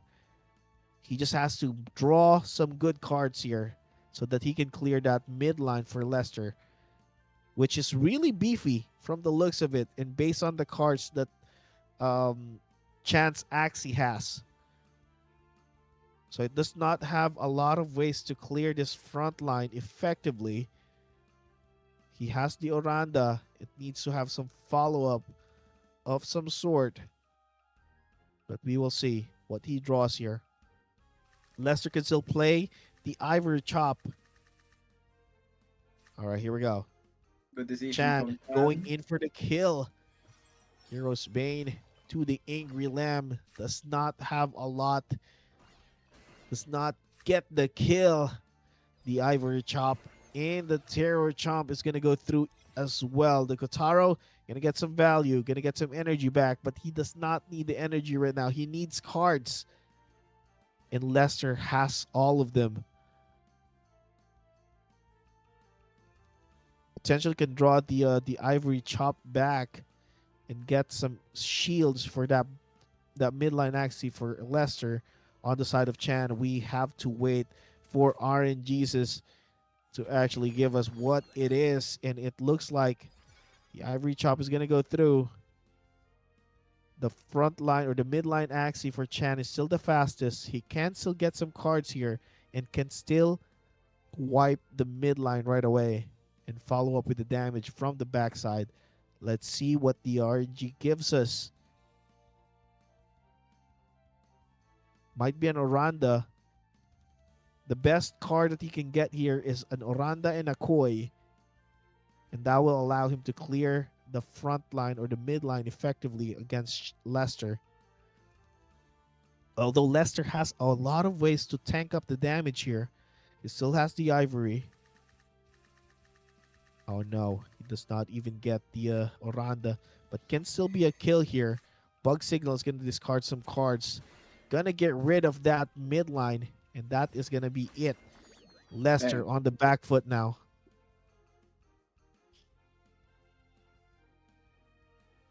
Has the speed advantage because of that speed up from the Koi earlier. Angry Lamb is gonna be enough. That's gonna be an insta crit. Removes the opposition right away. But this is gonna be up against a plant. Insta crit on the side of Leicester here. Not a lot of damage on that Koi compared to the level 2 Koi. But let's see if that's going to be enough to kill off the midline or the backline for Chan, who has a lot of cards, who has a lot of damage. Buzzing Wind to the Bug Signal. Gonna deal some decent damage. The Angry Lamb is gonna crit as well, but the response is gonna be massive. 2 leaks is gonna disable the Fragile. Coming in from Leicester. Leicester has 3 energy. He needs to draw the last Angry Lamb, and he does do so. Let's see if it's gonna be enough. Does not use. Oh my god, it is not enough though. The wooden stab. Oh no, you can see the frustration on Leicester's side as his last Axie goes down. GG's. Chan takes game number 1, and Leicester ends up in a frustrated state. Ah, Plant versus Aqua. Not the best setup, VMG. Yeah, we can see the decision of Chan pay off, playing that plant on the back line. Also, I think Chan played it perfectly from the early up to the last rounds. Just the perfect decision making overall. Also, it didn't help Leicester that he didn't get his early combos. So we've seen this type of matchup from the first series. So we kind of understand how most of the games will go.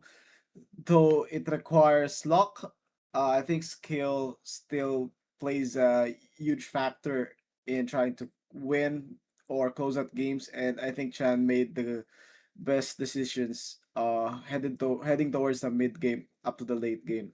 So mm, I think for the late for the next game, I think adjustments are open for both players, Yep. but uh I think Leicester might change something. Not sure, but it's possible since he saw the backline plant from Chan.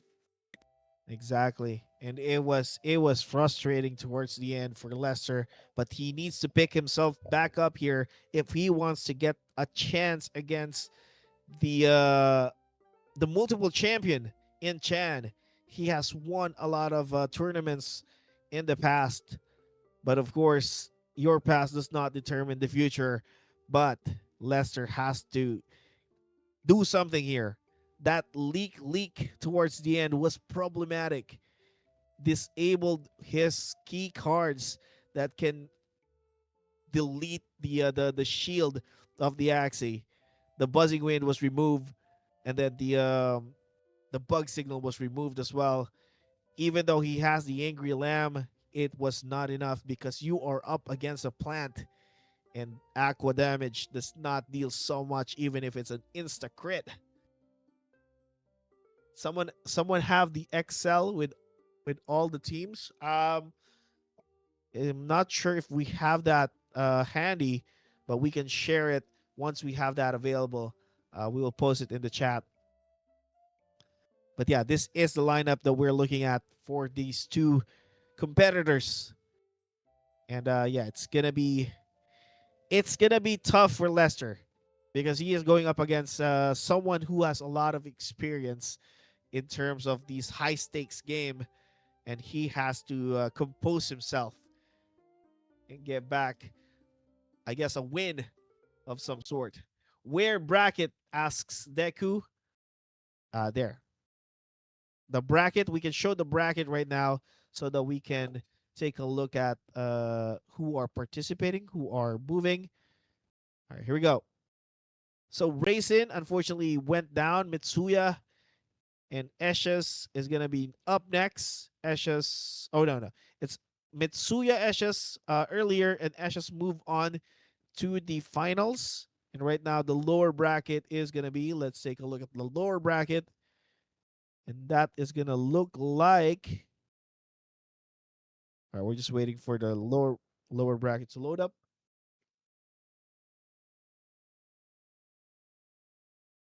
All right, here we go. So Raisin went up against Leicester. Leicester cleaned him up 3-1. And Noel, I'm not sure what happened in the game, but from the looks of it, Chan was able to clear Noel up and right now is fighting up against Chan. So whoever wins this one is gonna face the he's gonna face Mitsuya, who lost earlier to Eshes, and whoever wins that match later is gonna go up against with Eshes again. And there is a world where it could be Mitsuya or it could be either Lester or Chan. We will soon find out, and we will determine who is gonna be fighting Eshes in the finals. And we're just waiting for the game to load up. Game number 2, Chan versus Lester. Chan showing up with his experience. Lester coming up short in the first game, but he still has a chance and get some points back against the champ in Chan. They are just jumping into the game right now, and we will be in it. Chuck Fresco says, thanks for the stream, guys. Going to nap. All right, Chuck, it's 3 a.m. in your area. So, yeah, go ahead and take a nap, sir. See you in the morning. See you in the World Cup.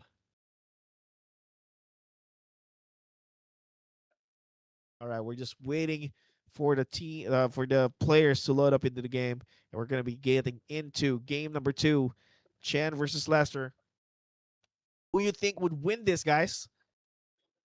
71 of you in the chat. Who do you think will win, Leicester or Chan? We don't know. Let us Comment know in down the below. chat, and make sure to get your friends and family, share the stream, and get more people watching with us. Yeah. We're down to the final four players, and I just realized out of the four players, we have two Axie pools of variation, different variations, and two Axie pools of pure discards. So it would be interesting. I think a fun So if final would Leicester be. wins, if Leicester wins this one, right? Hypothetically, we can have a bug signal championship. Bug signal versus bug signal if Leicester wins, but that is a question yet to be answered. And right now, Chad pulling up the Unco. I like this one. And it's going to be the first Axie, and that means it can pass the poop. But that is going to be double, triple bug signal right away for Lester. Round number one, cleaning up all the cards. Not good look for Chan here. Lester taking the advantage. Game number two, round two. Coming into that one. Let's see what the response is for Chan here. He does not have a lot of cards, and the Unco has been discarded. So this is the Lester looking prime. triple aqua that I was looking at when looking at the Axie pool of Chan. Mm, Leicester made a slight adjustment, changing the back lane. Went for the Thunder Claw mouth as well, so he has more chances on facing a 1v2. Yep. So great adjustments from both players. Let's see how Chan capitalizes this new backline of his, since he has now the option to jump towards the backlane or the mid lane with the Onko. El Choco in the chat says, hype na ba ulit ang Axie? It always has been, sir. It always has been the hype. But that is gonna change on the side of Leicester because his front line is not looking so good here. It's not looking too hype. And here we go. Chan has a way to clear this front line already onto the next turn.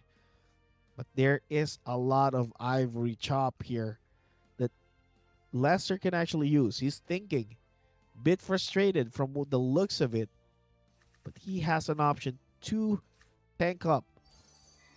But that is going to clear. The balloon is going to put it on last stand. The fear is in there as well. And this is going to draw some more cards for Leicester, which is probably not that good. You don't want more cards to be drawn on your front line that is already on last stand. Chan making some heads up play here. Might be able to draw the last or the next Onko. He does not, unfortunately.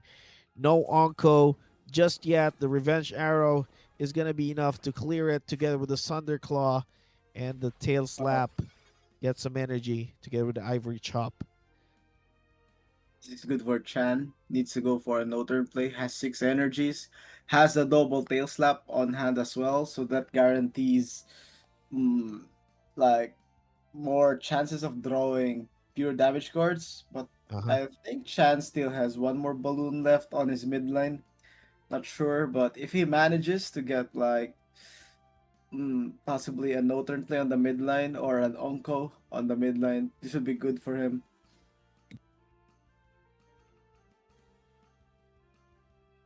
All right, here we go.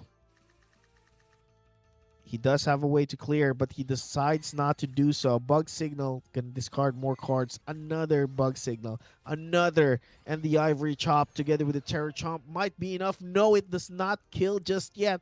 20 HP on the side of that midline Axie for Chan. It's still going to go first. It will still have some value here. Oh, I just The realized Onko. how Chan played around with the gears. +5 speed gear on the backline, making the Onko the fastest aqua. And So that is going to be the play here. The yeah, Onko, the Poofling, together with Revenge Arrow, is going to pass on the aggro onto the backside. And that is not looking so good for Leicester. And it's still alive. The double tail slap, though, is going to finish the midline Axie for Chan. But right now, Chan looking prime. Even though he does not have the cards, the aggro is on the backside for the fastest Axie for Leicester, which means if he draws any card here that is a damage card, may it be the Lamb, may it be the Revenge Arrow, it's still going to be enough to kill. The Angry Lamb, the insta crit together with the Poofling is going to be enough to kill it. And the Terror Chomp is there, but he has a way to remove the fear. Tail Slap is available. Double Revenge Arrow is all the Chan needs. And that other Revenge Arrow is about to be drawn. And that is it. Double Revenge Arrow. Tail Slap to get some energy. He does not decide to finish the game just yet, but that damage is massive. 11 HP. I don't see a world where Leicester can win this one. Chan with the Angry Lamb is gonna finish it with a critical 151. Poofling, double of it, enough to finish Leicester off. Chan in the lead, 2-0. Leicester not looking so good here. Not looking so good for our boy Leicester. Chan too good. Too good with the setup. Solid. This Woof. is the experience showing up. This is the experience from Chan that we are seeing. Rian Drodi says Chan for the win. It looks like it right now. It looks pretty much like it. 2-0. What do you think about that match, BMG? Triple Aqua Masterclass by Chan. Well played. You Well played. appreciated that. As a triple aqua user yourself, you appreciated that game, huh? Perfect gameplay from Chan. Risk management, going for the passes, trying to survive without any shields, the setups, the poofling play, eliminating the backline threat. He knew once he eliminated the backline, it was a sure win against the midline. So he is one away from advancing, and if Leicester doesn't find the answer, he might be in trouble because Chan is looking unstoppable right now. Yeah, looking clean, looking strong onto the side of Chan. Let's see if there is an answer. If there is any answer for Leicester here, we will find out. We will just have to wait for a couple of minutes while the boys set up and get their Axies chosen. I wonder what will the play be for Leicester. Is there an answer? I don't know. Chan has like a lot of ways to set up his team. The backline plant earlier, too strong. And there was no answer for the Aqua as well. So I don't know. What's the best play here, VMG, if you are in Leicester shoes?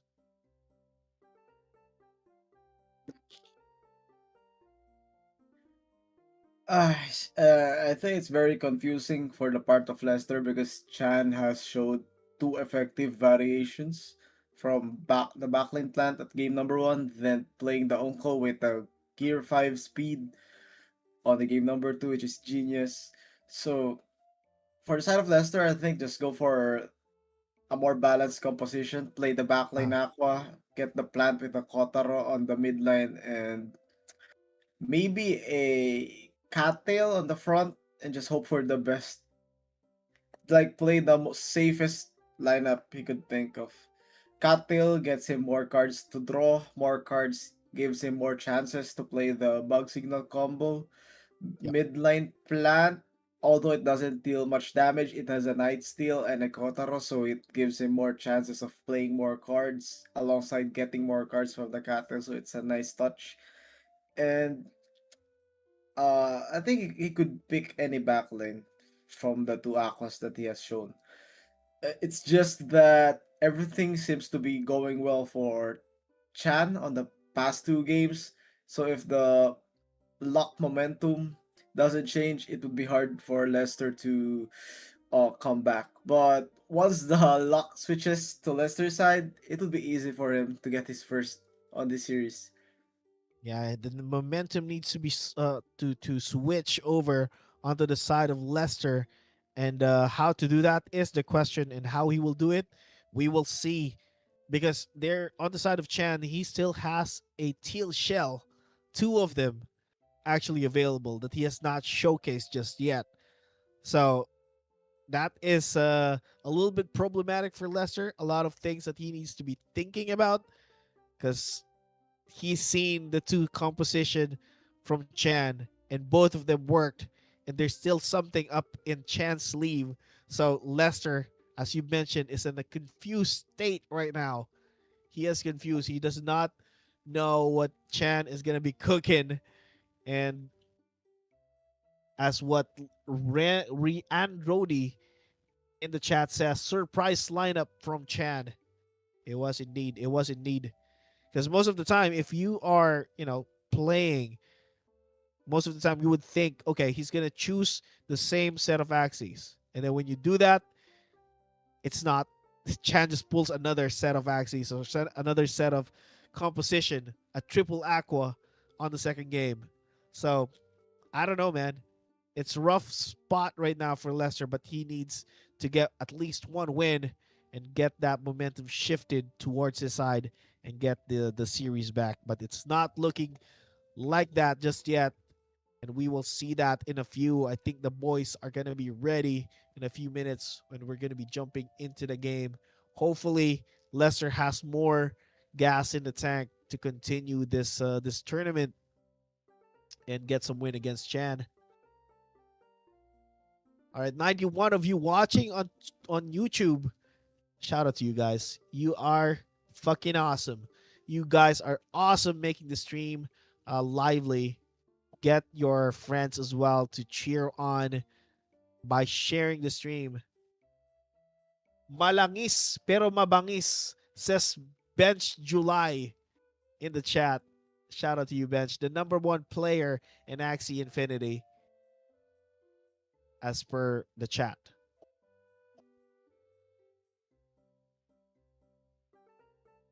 All right, and everyone else on Twitch, make sure to share the stream as well to your friends and get them over here so that we can all have fun and watch Axie Classic.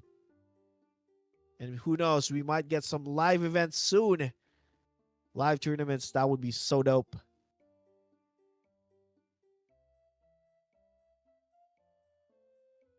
All right, who you guys think would win here?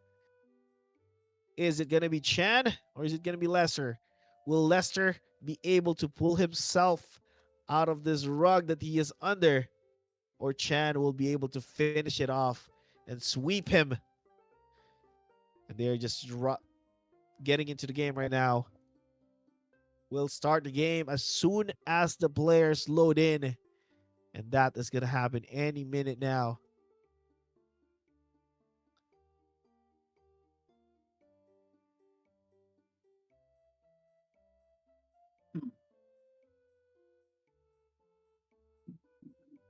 All right, just loading in, boys. Let us know who you predict will win here. Chan or Leicester? Write in the chat. Cheer for your boys. All right, here we go. Here comes the. Getting Yeah, into the game. nice. Adjustment made on the side of Chan. Oh my god, this boy is unpredictable. I'm looking at it in a perspective of a 1v1. Leicester not in a good spot. That leak level 1 is going to be problematic. Here we go. Upstream swim. Together with the Kataro. Gonna get some energy for Leicester here.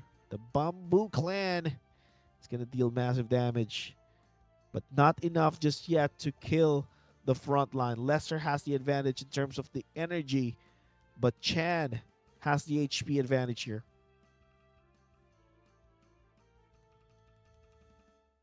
RTZ comp for Leicester? We don't know, man.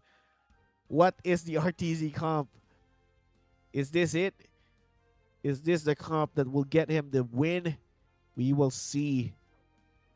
Chan looking prime though. But those bug signals looking deadly on the side of Leicester. Let's see if he plays those. Because that is going to be massive here. All right, he plays 2 of them. Chooses to keep 1 instead of just running through everything. The 173 damage coming in from the back line and the Bamboo Clan to get rid of the front line Axie for Leicester. Leicester not looking so good at this point in terms of the HP and the Axie advantage. Chan, in the meanwhile, is just going to go for a Hero's Bane together with the Balloon Pop. The Wooden Stab, 199. Massive damage. And the Aqua on the side of Chan is going to go first. Unfortunate. This is looking like a dead Axie for the side of Leicester. Let's see if he can still take advantage of that midline and go 1v2. Kotaro is not going to be enough, I think. 97. Oh no. Chan needed to kill that midline, and Lester might have some plays here. If he can get rid of that midline against Chan right away, it's going to be a match. It might be a game that Lester can still win.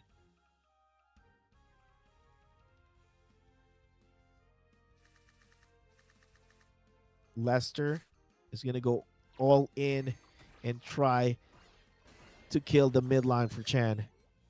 Damage is good, but the response is better. Does not get the kill though, but regenerates some HP for himself and disables cards onto that midline for Lester. So we won't have the cute bunny here or the antenna. And that buzzing wind is not going to be available for Lester anymore because of that leak. All right, double Kotaro just to make sure it gets the kill. Oh, Another one gets the energy. How do you win against this?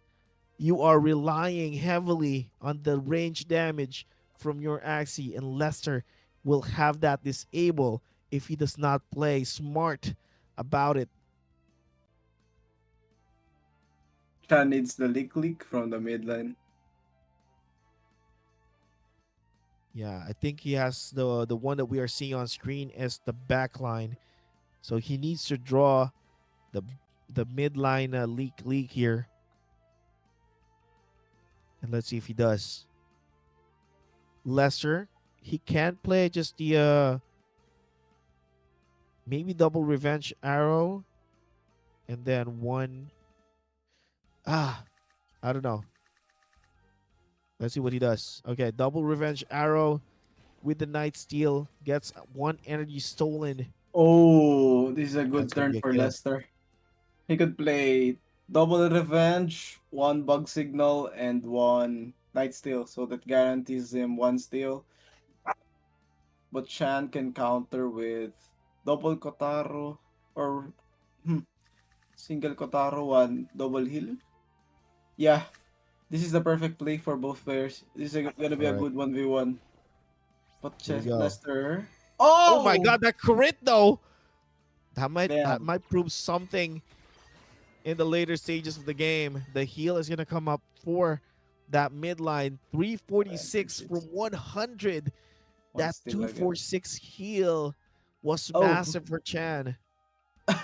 I think Chan can sustain this. I don't think Leicester can hurt Chan once again without the Revenge Arrow because Kotaro and Night Steel won't deal much damage. And the And problem both of with the them are forced. They're forced to keep on fighting with each other.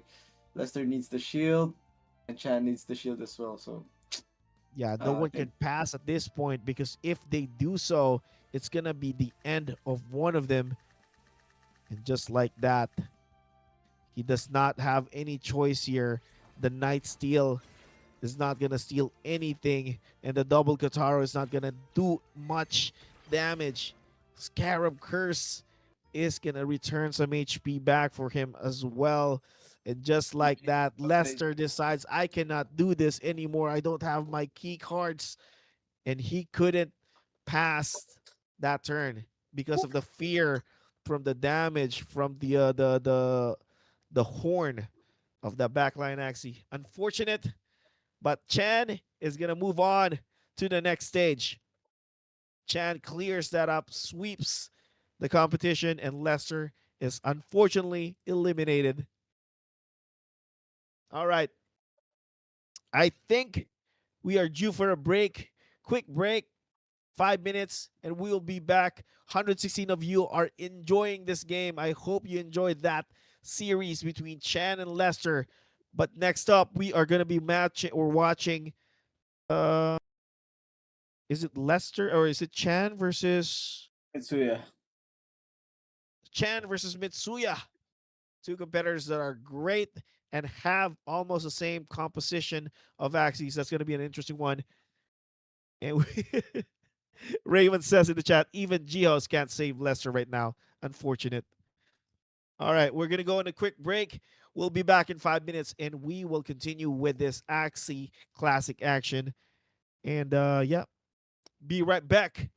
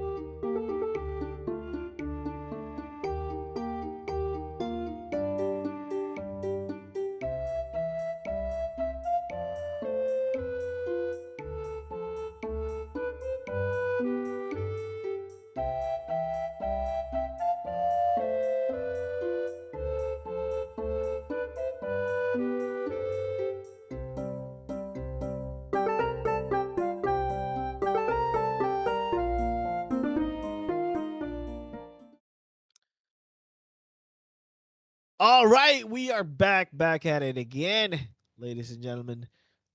Really good matchup between Chan and Lesser earlier. Unfortunately, Lesser wasn't able to get any point against our boy Chan here, but we are going in to the semis, and we are going to be watching. Whoever gets the win on this one is going to move on to the finals, and it's going to be Mitsuya versus Chan. We've seen the composition that they have brought into the table earlier. They are using the traditional Axies or Axie pool, and it's looking like, for me, if we can take a look at the bracket real quick, it feels like, just looking at the composition itself. Oh, sorry, not the bracket, but the Axie pools of the participants. If we can have that pulled up.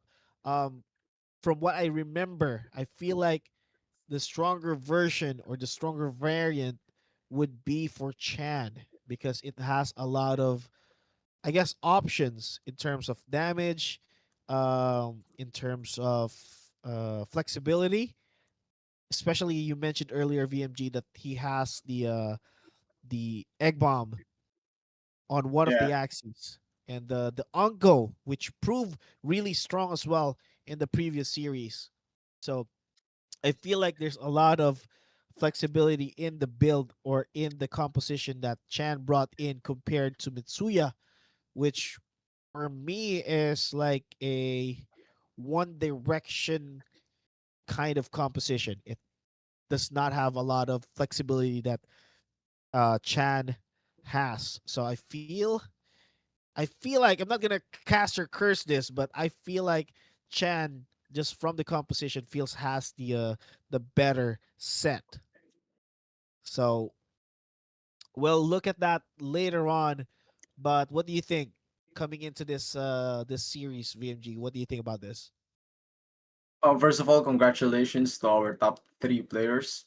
Was it a joke to reach this milestone? Because first of all, they qualified out of the thousands of players who were grinding Axie Classic, and trust me, reaching the top 16 isn't a joke. Because I know a lot of friends that have been grinding nonstop and they only managed to reach around top 30. So top Wow. 16, first milestone achieved. Now down to the final 16 players. They survived upper brackets and lower brackets and are now down to the final three. So Esha is waiting at the top. Um, in terms of matchup, I think we've seen a much more better and flexible approach for the side of Chan. Having a or winning a sweep against a bug signal isn't an easy feat, and he managed to make it look effortless.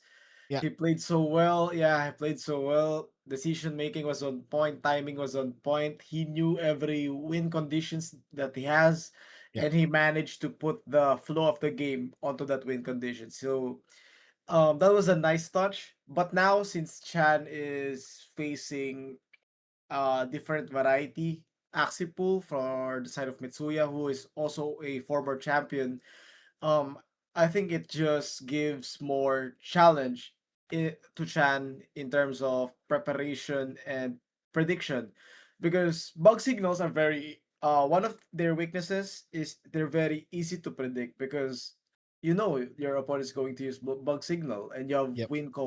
you have win cons and protocols on how to win those matchups.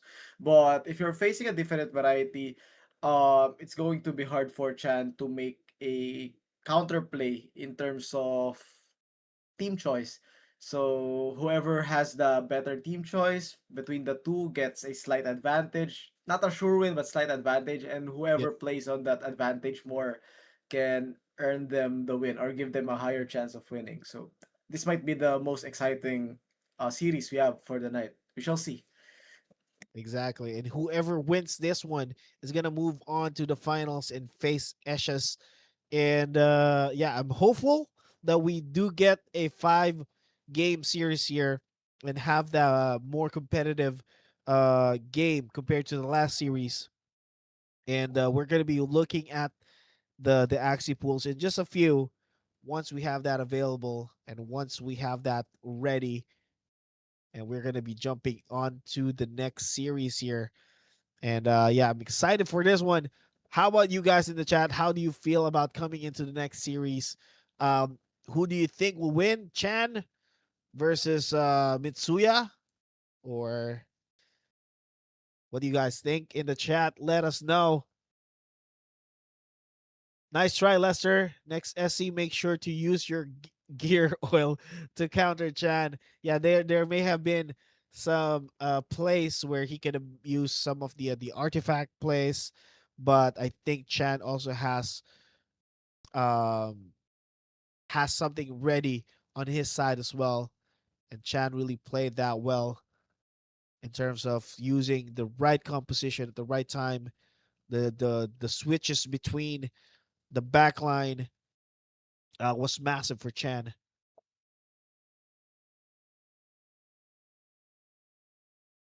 All right, we're just having the players load up into the game. We're getting ready, and make sure the 75 of you that are still watching on YouTube to reshare the stream and get some of your friends back in here because we were hitting 119 earlier. So make sure to get them back. They may be missing the most exciting part of the tournament, which might be this match here. This is a strong matchup. These are both champions. Mitsuya and Chan had been champions at one point. So we will see. So make sure to lock it in and get everyone, your friends, your family members back on the stream and watch the game with us.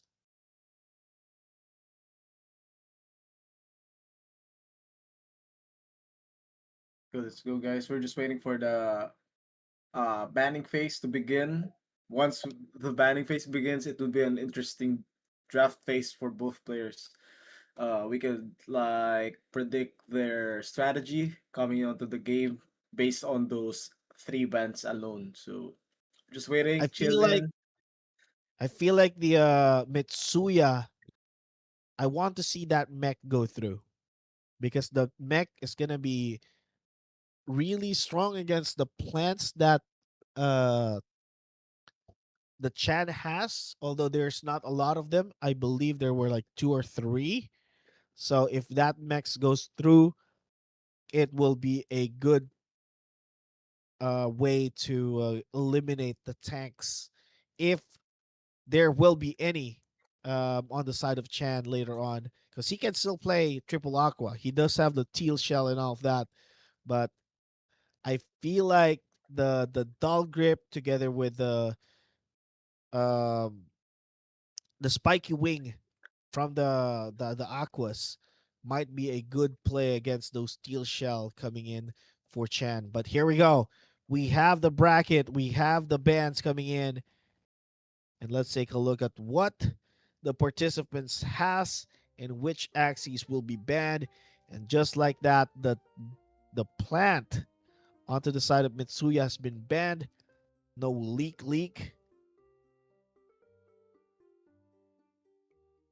All right. Thus the same on the side of Chan, and Mitsuya has banned the same. Two of the leaks for Mitsuya has been banned out. And that goes the same for Chan. We're looking at pretty much the same bans across both players here. Let's see what the last ban is coming in from Mitsuya. Might be a ban on probably the Onko. Might be the best ban that he can do here.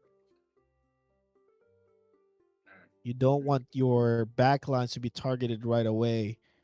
And he can go toe to toe with the teal shell if I was Mitsuya. So he's thinking, what is the play here for Mitsuya? And what is going to be the last ban here? What do you think would be the last ban, or what's a good ban here for you, VMG?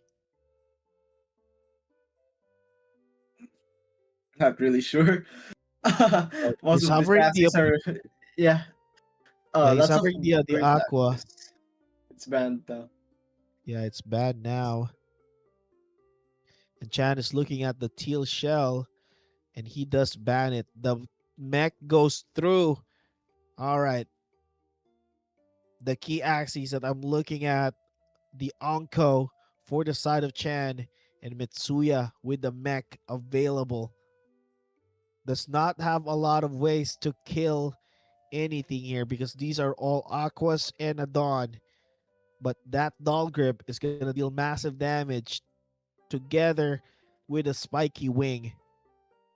But we will see if that is even gonna be happening. Triple Aqua on the side of Chan could be a play. That Dawn can also be played into the midline, get some juggling over or happening.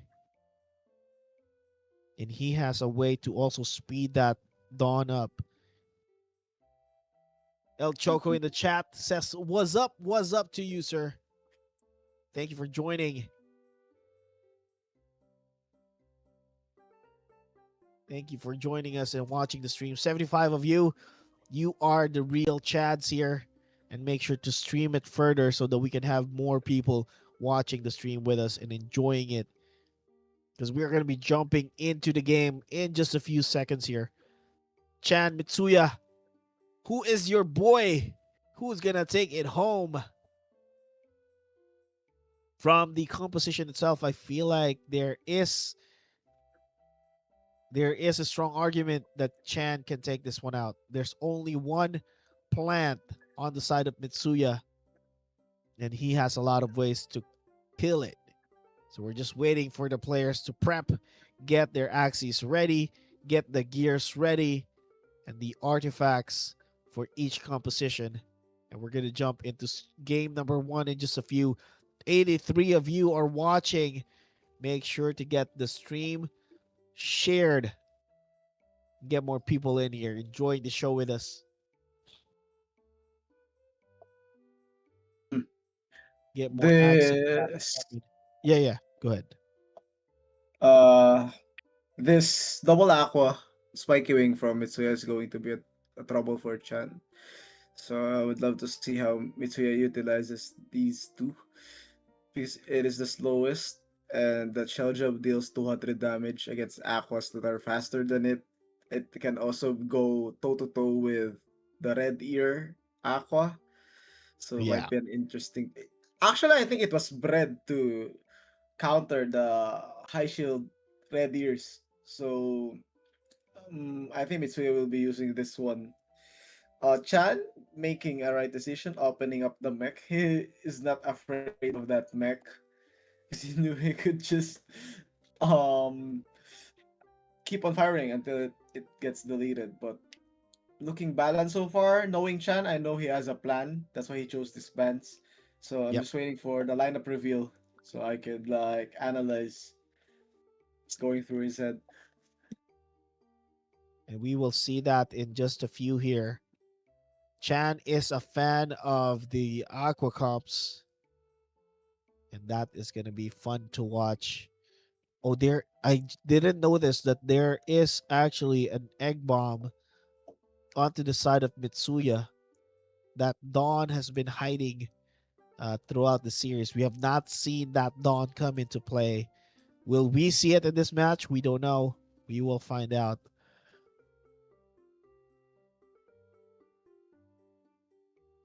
I want to see some next level gameplay from some egg bombs and more onkos. Those are really fun to watch. All right, the players are getting ready and they are getting into the game right now. There might be slight delay, but we will get into it in just a few. Meanwhile, let us know who you think would win between these two boys here. Chan versus Mitsuya. Who's going to take it home?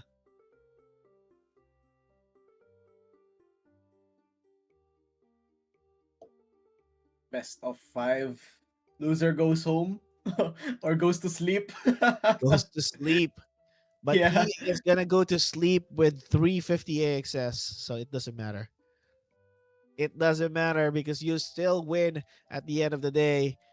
some bAXS in your pocket, but it is still gonna be good if you take home the 1,100 bAXS for being the champion. We will soon find out who is gonna take it home. Chan, a champion of his own. Mitsuya has been a champion as well, but Ashes is the last boss that they need to kill. But right now, they need to kill each other to get into that throne and into that matchup. Roar's Guide, yes, sir. Gunlock is casting, as always, together with VMG, and we are going to be delivering this final two series between Chan and Mitsuya, and then later on, whoever wins is going to fight against Eshes on a best of 7.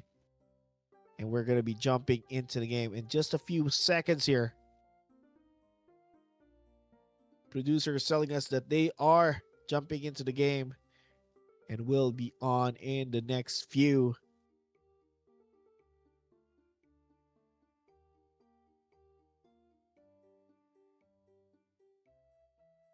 And what have you guys been doing during the bear? Because during the bear, the best thing that you can do is play some games. And that is exactly what we're doing here. Mitsuya on the left side, Chan on the right. And here we go. Game number 1. We are getting into the game. Triple aqua, triple aqua, 6 aquas in the game. And this is what VMG is here for. On the side of Chan is gonna be the teal shell and the red ear backline. Really, really strong in the late game. Shell jab all across the board. 1 used by Chan. 2 on the side of Mitsuya, and the damage is gonna be massive because it goes last.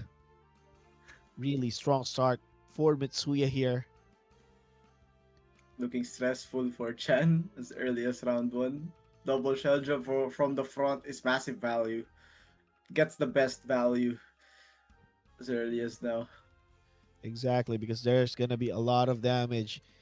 And next round, Mitsuya is primed to clear off that front line because of the cards that he has here. And he is gonna take it Mm-hmm. slowly though. Crimson Water to the balloon pop. Upstream swim. Not gonna do so much, but the buzzing wind is there.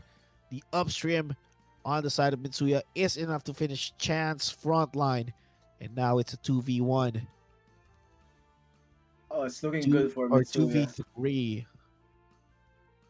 What did you say, Because VMG? What was that? this is looking good for Mitsuya. He knows that the backline of Chan isn't a very aggressive type of aqua, and its main strength solely relies on it having a full deck on hand.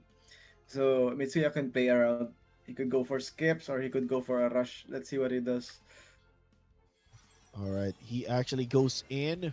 Chan goes in for the damage here, gets rid of the front line, and there is no value on those 2 cards that was used by Mitsuya, unfortunately.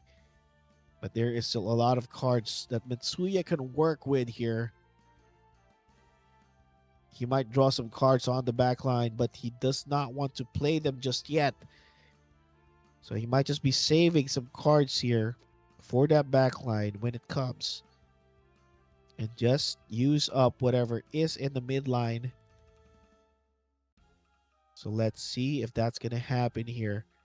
There is still a balloon pop ready to be used by Chan. All right, Mitsuya decides to just go with what I mentioned earlier. 2 fears are going to land though. Mitsuya's okay. The buzzing wind is gonna come through as well. The shell jab Wow. is gonna be massive. It's gonna get the kill on that midline. Chan in a bit of trouble here. In a bit of trouble. And there is gonna be a lot of damage coming in from Mitsuya. Because that level 2 Oranda is gonna deal massive damage and it's gonna go through the shield. But let's see if he does draw some cards that will be enough to keep up with the high shield Axie that Chan is utilizing. And here we go. The balloon pop. Not gonna do so much. The deep sea gore is gonna go through and it's gonna deal massive damage. Buzzing wind is gonna be laid, but there is no follow up here. Mitsuya does have a lot of cards that he can choose from. Let's see if Looking it's good. gonna be looking good for Chan or looking good for Mitsuya, because from where I'm standing, it looks like a Chan game to me. But let's see if I am wrong. Hero's Bane is gonna keep the fragile in there.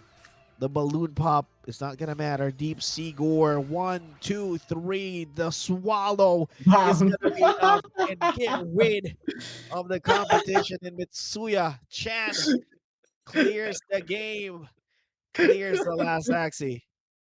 And I think you were Uh, talking about Chan being in a good spot.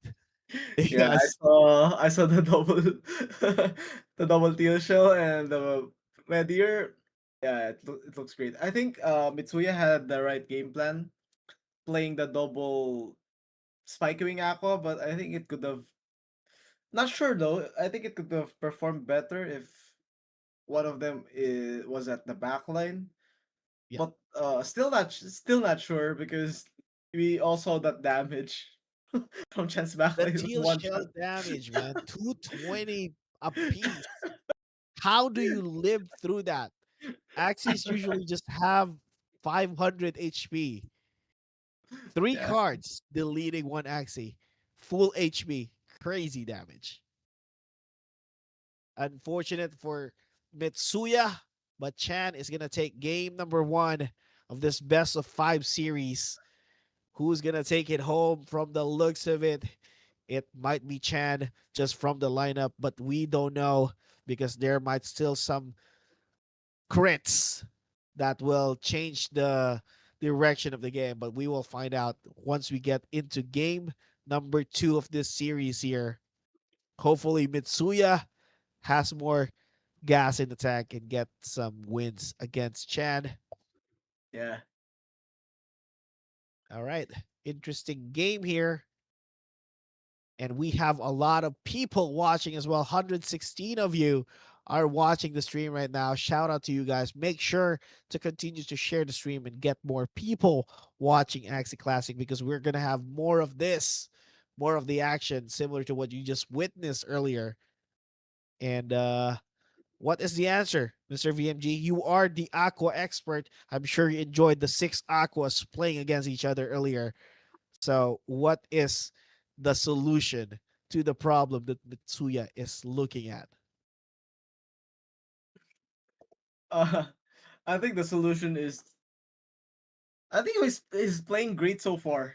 Um, Whatever the solution is, I think Mitsuya's got the read, but he needs to, I think, gamble more on plays like what Chan is doing. Because playing it safe against Chan is just giving him more space, and Chan works really well with those kinds of space use. We saw what he did in that 1v1 or the 1v2. So maybe a more aggressive approach for the side of Mitsuya. Because from what I can remember from the second round, he had the chance to make a no-turn play on the front, but he decided to save a bit of cards, and it actually costed around 170 damage onto his Yep. front line. Maybe if he just gambled, like go for the no turn here, that 170 HP could have costed more cards for the side of Chan. You know, like a domino effect from Yep. the early game. So more risky plays, I think, might work against Chan. Yeah. Be more unpredictable is what you're saying. And hopefully, we see that coming in from Mitsuya, because unpredictability is what you need to go against with Chan, because we've seen it in the last series as well. If you are using the same composition, or if you're using the same theme and Chan knows what you're going to be doing, you are in a heat of trouble, because Chan works well around those situations. And hopefully, we'll see some adjustments coming in from Mitsuya and get some points back against Chan. But because if this continues, man, It might be a Chan tournament. We will see. And here we go. The egg bomb is there. Adjustments are made. Let's see if it's going to be enough for Mitsuya to take the win back here. Chan using the same composition. Here we go. Damage goes in, piercing sound, shell jab. Not gonna do so much because it's not the fastest or the slowest Axie. But on the side of Mitsuya, the return damage is massive. Mitsuya's front line has 5 gears of health, or level 5 gear of health, and that is gonna be massive HP advantage. Chan though, he still has a lot of cards that he can work with here. It might be enough to secure the kill. All right, Hero's Bane. That is going to be enough to kill the front line. Oh no, it's just a buzzing wind. I thought it was an attack card. And it's not going to be enough to kill. Mitsuya's front line stays alive, but does not have a lot of HP to work with. In the next round, that Fragile is going to work its wonder and will be eliminated with just one card. Chan just needs an attack card here. Even the teal shell is going to be enough to kill the front line for Mitsuya. So yeah, egg bomb. Mitsuya has Nice a lot of cards. Oh, egg bomb egg play. bomb play. Here we go. The triple threat is going to be enough to kill it. Crimson Water goes to the back. Terror Chomp is going to be putting it to no fear triggered because there's no chain. Oh, that's a level 2 Terror Chomp. Okay. And here we go. Not a lot of cards on that midline. I fear that that's not good for Chan. He needs more cards there. And that backline Dawn is the fastest Axie here, which is even more problematic. Because he can just go ahead and draw the other egg bomb. I think there's one more egg bomb in the draw card or in the draw pile for Mitsuya.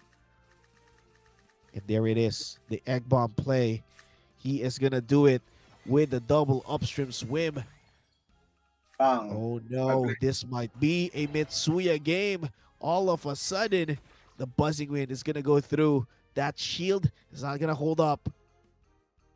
Mid lane cards.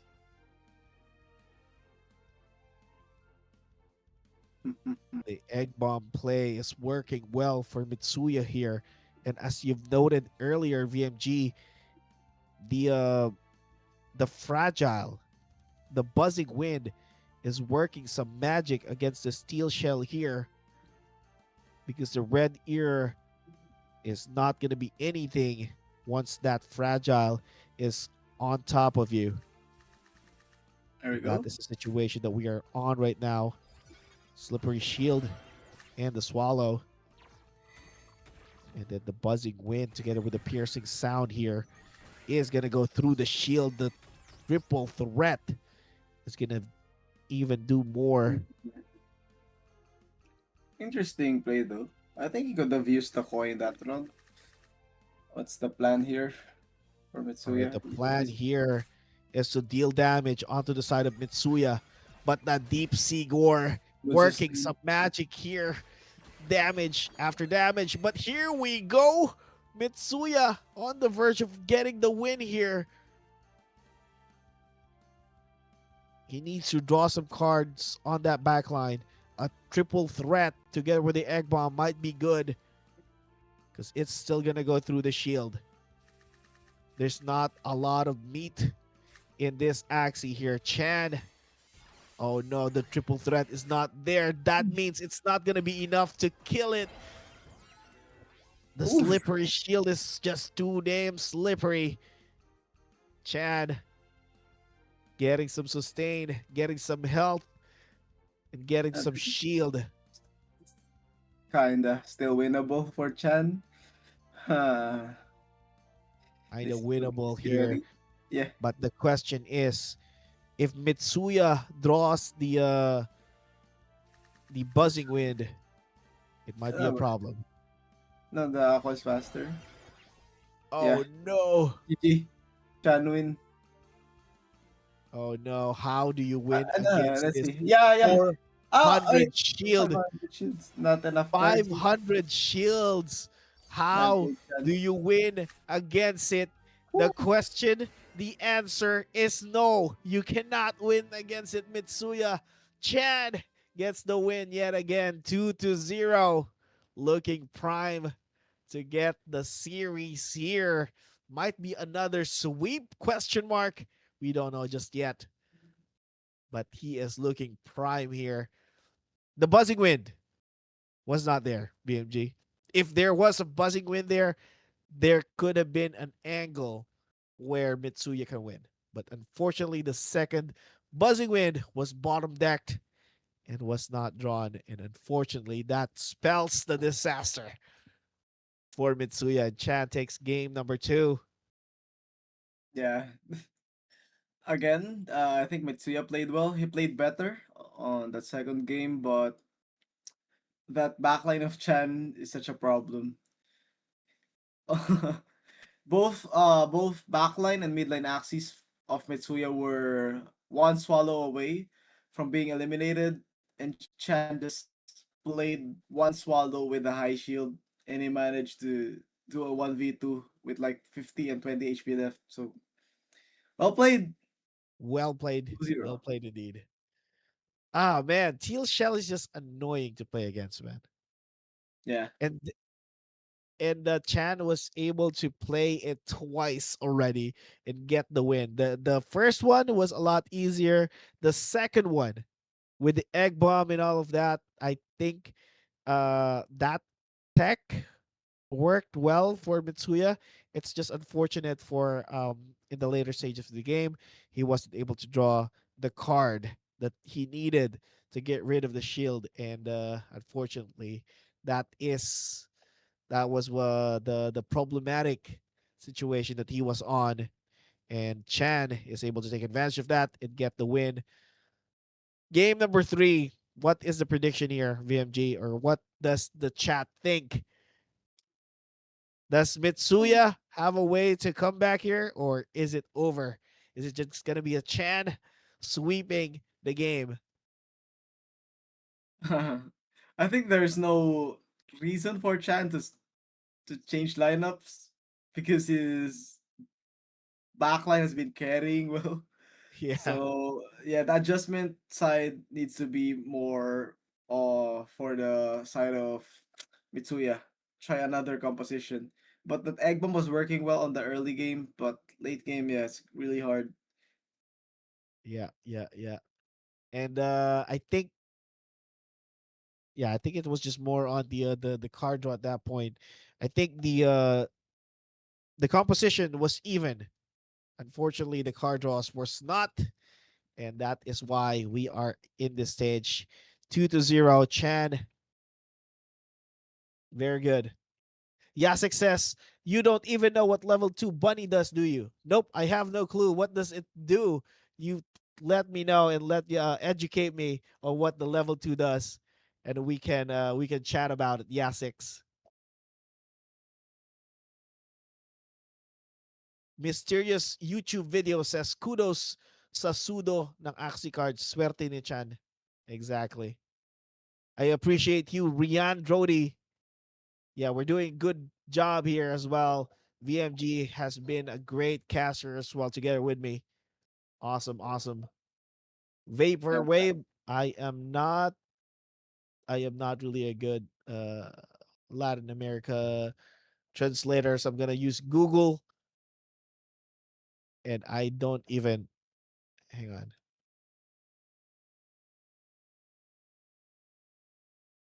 Oh, Axie still alive. I have 12 teams I haven't played on since 2024. Yes, it's very much alive, and you can actually earn playing Axie Classic. However, you need to be really good, or you have really have good teams to compete in the top of the leaderboard, because the top of the leaderboard is the only one that gets that receives rewards.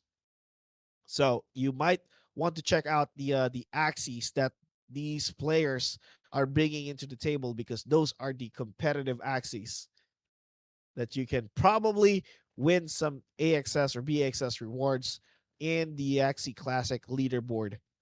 And there's also another way to earn, which is the Axie Classic Guild. So in the guild format, I believe as long as you compete in the daily tournaments and all of that, you will still be eligible for some bAXS coming in from the guild that you're representing. Rian Drody says sweep. We will see. I hope not. I hope we get to see more games coming in from Mitsuya. But if it's gonna be a sweep, yeah, I believe that there's one guy who can do it, and that is in Chan. So we will see. Mabangis talaga si Chan. Yeah, definitely, definitely. Mabangis na mabangis si ating paring Chan. All right, we're Yeah. jumping into the game in just a few. They're getting ready. They're setting up their teams, and the players will be jumping on to the game number 3. Who you think will win? Whew. I think right now I'm gonna make a bold prediction here, and I will say Mitsuya will figure out something and we'll get back game number 3. But we will see.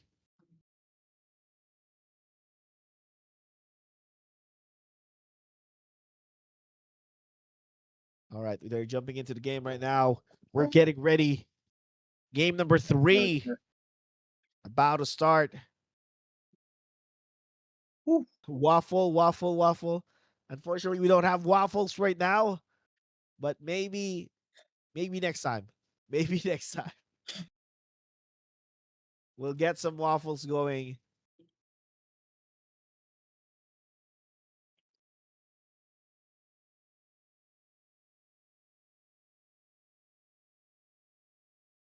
104 of you watching on the stream right now. Make sure to share the stream and get some more friends watching with us, okay?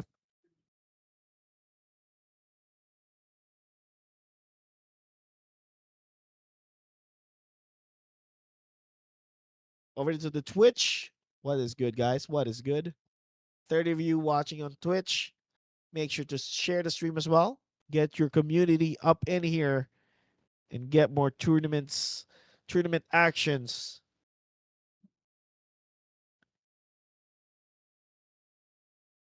Go, let's go. 2-0. Chan 1 win away from heading back to the finals. I think it's been 2 or 3 seasons since Yeah. his Yeah. last finals appearance. So it will be a really nice comeback for him.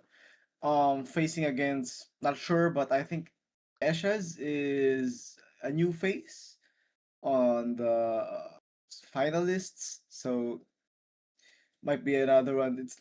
It feels like Chan is like the one protecting the gate towards the The greats, favorite. right? Yeah. Yeah. The fake G-host in the chat says, Chan, champ na yan. Gagatasan na naman Axie. I mean, if you're that good, you would be able to as well, right? Right? If you have that skill and the knowledge in terms of like the axes or the meta, you can be as good as Chan, but not everyone is Chan. So, you know, not everyone can get to that level. But if you think you can, then these are the axes that you can do that as well. But right now, Chan is looking prime, but Mitsuya still has a chance here. And we're just going to be jumping onto the game right about meow. Here Let's we go. go. Egg bomb to egg bomb. Faster egg bomb wins, but looking like Chan is primed to do that. Here we go. Egg Wow. bomb's already drawn on both sides. The damage is massive. Piercing sound is going to limit the damage coming in from that Axie, but it doesn't matter. It's just the fragile. It's just the buzzing wind. So it's not going to be mattering that much.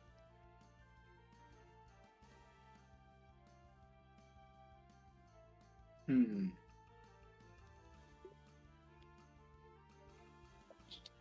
Two energies. All right, 2 energies coming on the side of Chan. 5 on Mitsuya. Egg bomb. Oh, is gonna be ready. Big Crimson balls. Water is Yeah, gonna be massive as well. big balls egg bomb from Chan right there. He just went in, not knowing that there is a lot of cards coming in from Mitsuya. Mitsuya didn't capitalize. Unfortunate. He could have killed the Dawn in the back line. It's not gonna be an issue. Chan still has the teal shell on the midline there. This is looking like a Chan game right now. Advantage over to the side of Chan in terms of Axie count. But the cards, the energy is Mitsuya. Let's see how Mitsuya handles it. Triple threat. Gonna do massive damage. And the piercing sound is gonna be enough to Yeah, lessen the damage coming into the backside. Chan is controlling this game. He saw 7 energies and still gambled 2 energies from his front line. He knew that Mitsuya would try to play it slow because he's still setting up those cards. Chan is playing great right now. Few rounds away from closing out the game, but he needs to not make or commit any mistakes. There is no egg bomb anymore because Chan already played two of them. This rotation is done. 3 cards to be drawn. No egg bomb on the side of Chan. That means that front line might be dead here. Let's see what Mitsuya decides to do. He can play 2 cards onto the backside. Oh, hovering the egg bomb. Not too sure Okay. about that one, but here we go. The damage is going to go through. Teal Shell is going to go to the backside. Backline is going to be dead. Wow. Mitsuya has the buzzing wind, Woo! has the shell jab, and that's going to be massive damage. Holy! 131. Chan not looking so good here. Speed up is also Great. on the side of Mitsuya. Mitsuya needs to draw some good cards here. Needs to draw the the the koi, but he used one already. So I don't know. Might be problematic here for Mitsuya. He does not have another way to speed up against that Dawn, which is going to be faster than him. Looking like a rough spot for Mitsuya. Oh, he does draw both of the upstream swim. Here we go. Upstream swim for Chan. Shell jab. Oh my god. He may have overcommitted. Mitsuya not looking so good here. Does not have any other Oh, way to speed up. he was Chan, predicting an egg bomb right there. master class work for Chan here. Did not commit anything onto the midline. And right now, Mitsuya looking like a lost puppy because the Dawn is going to be faster. The Egg Bomb is going to be there. The Crimson Water triple threat might just be enough to finish it off. Yeah. Chan moves on to the finals. Gets the win over Mitsuya. Mitsuya, thank you for playing. Thank you for being third place. But Chan is here. And Chan is hungry for the championship. Goes against or goes up against Ashes onto the finals. Chan, what Welcome do you back. think about that one, VMG? Masterclass. Well played to both players. I think Mitsuya played really well, even though he lost. But Chan is on another level tonight. He is out for vengeance. He is here to reclaim his crown. Back to back Awesome. sweeps from Chan, and now he's back to the grand finals. But for now, we'll be taking a short break, and I'll see you guys at the grand finals. Let's go. Chan versus Eshez. All right, let's go.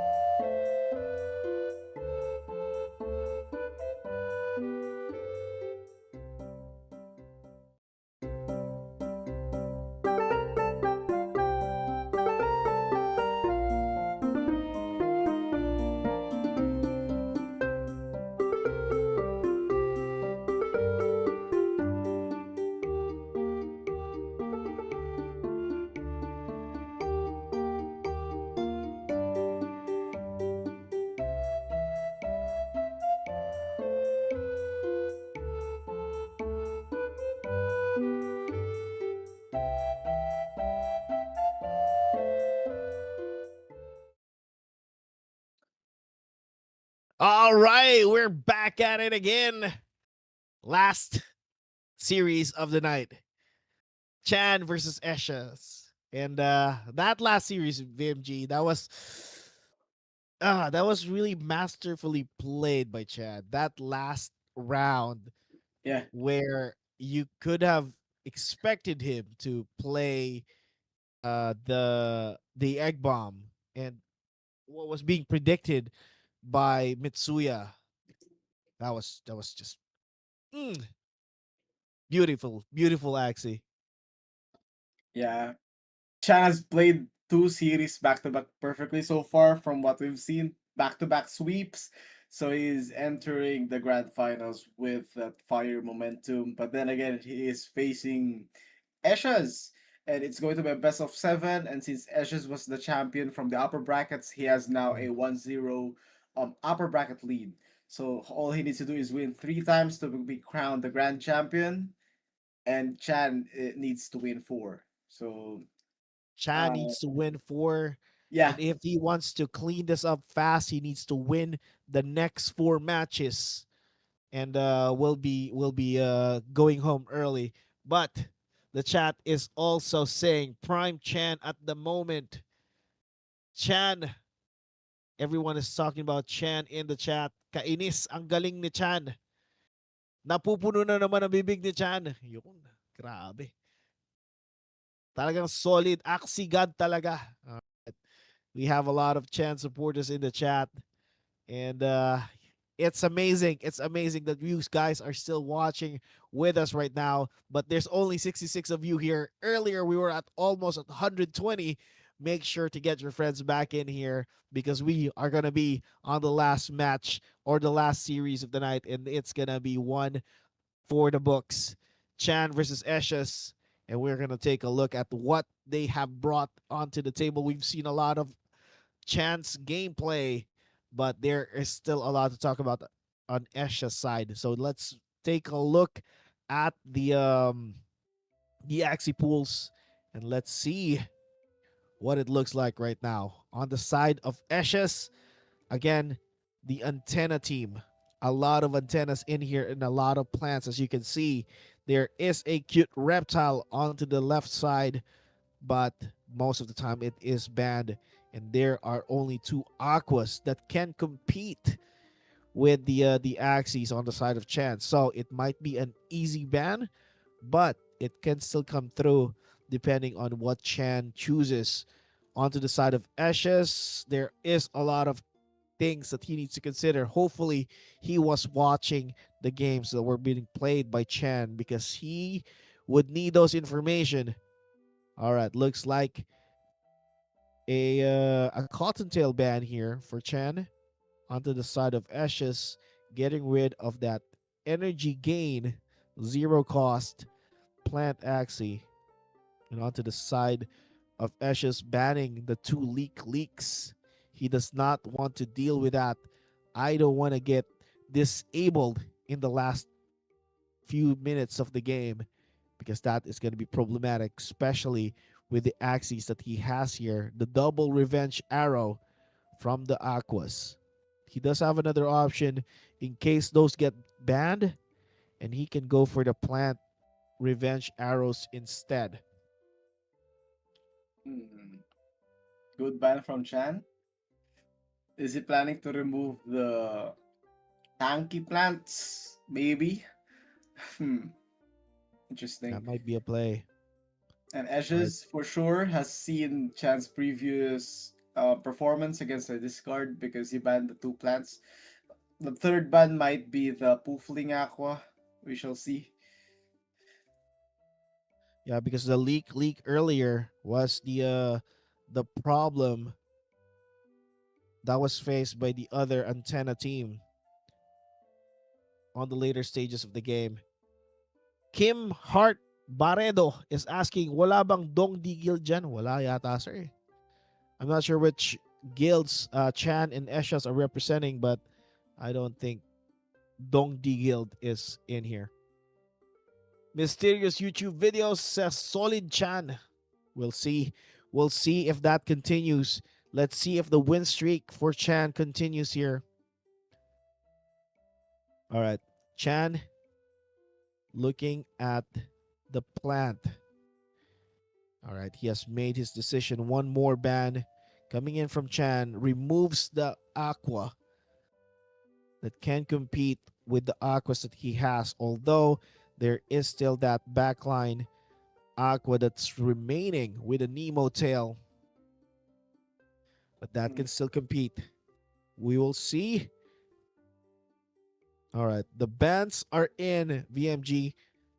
What do you think is the play here, and how can Eshes outsmart the gameplay that has been shown by Chan right now? I think Ashes has a lot of experience with this pool already, so I think he has a plan. The adjustment should come from the side of Chan because he is playing seven similar axes. So might be hard to overcommit. I think Chan needs one of the level 2 Orandas because the red ear is open and he needs a fragiles. So um, one of the most useful axes for Chan right here is the spiky wing. I think Mhm. spiky wing would be useful. Yeah, it's really going to be useful, especially when dealing against those midline axes that have sustain, those that have the what do you call that back line or the back part? The red ear, the slippery shield, or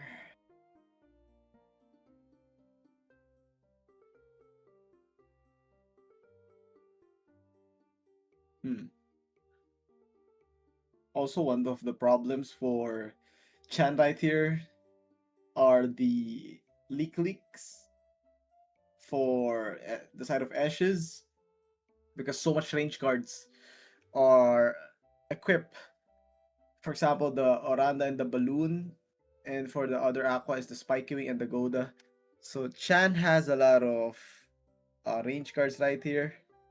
So really interesting how he would play around the Lick since Ashes has two of them in his composition. All right, I think my internet.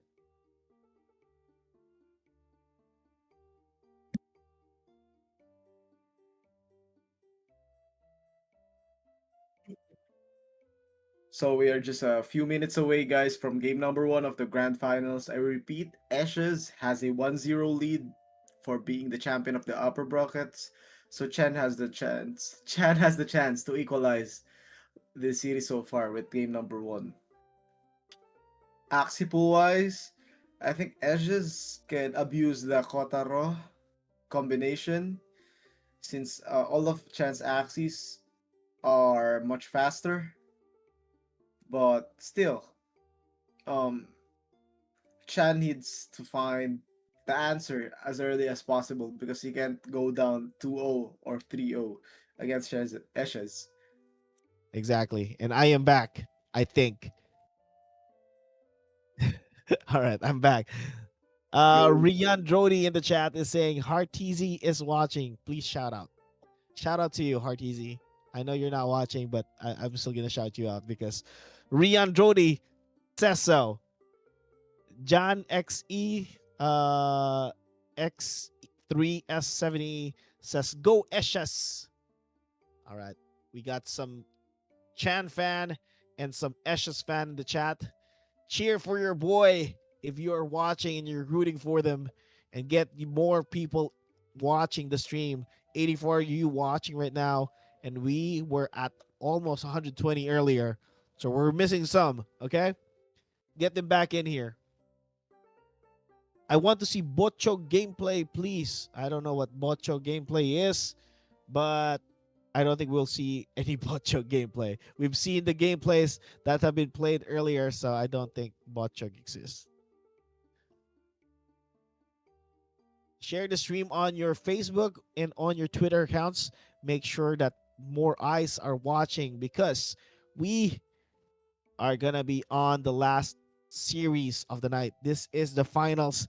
This is a best of 7, and Ashes only needs to win 3 times And on the side of Chan, he needs to win 4 times to get the title and get his crown back.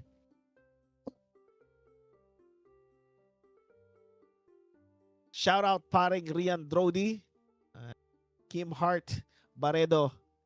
Shout out to you guys. You guys are the MVP. I've been seeing Rian Drodi consistently in the chat. Shout out. Good evening.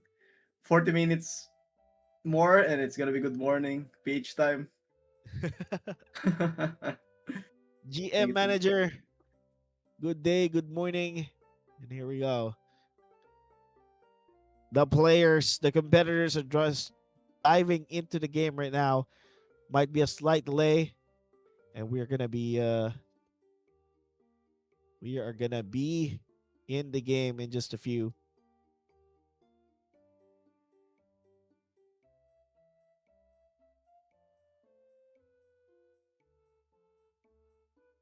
I'm gonna try to predict here. I feel like a teal shell might be a midline for Chan here, and then finishing it off with a backline with Oranda, or maybe another option would be Yeah, the Poofling. that looks good. Hmm. Shout out Waldo Nation. Shout out to you guys. Botchog is the teal red ear but sumo body type. Ah, so that's what the Botchog is. But we don't have any Botchog here. We don't have the sumo body as far as I can see here. It looks like a normal, regular round teal shell. Yeah, it looks like a regular Axie body here. No Botchog. But we have a big yak on the side of Eshes. A lot of big yaks here. Not sure if that's a big yak or the smaller big yak.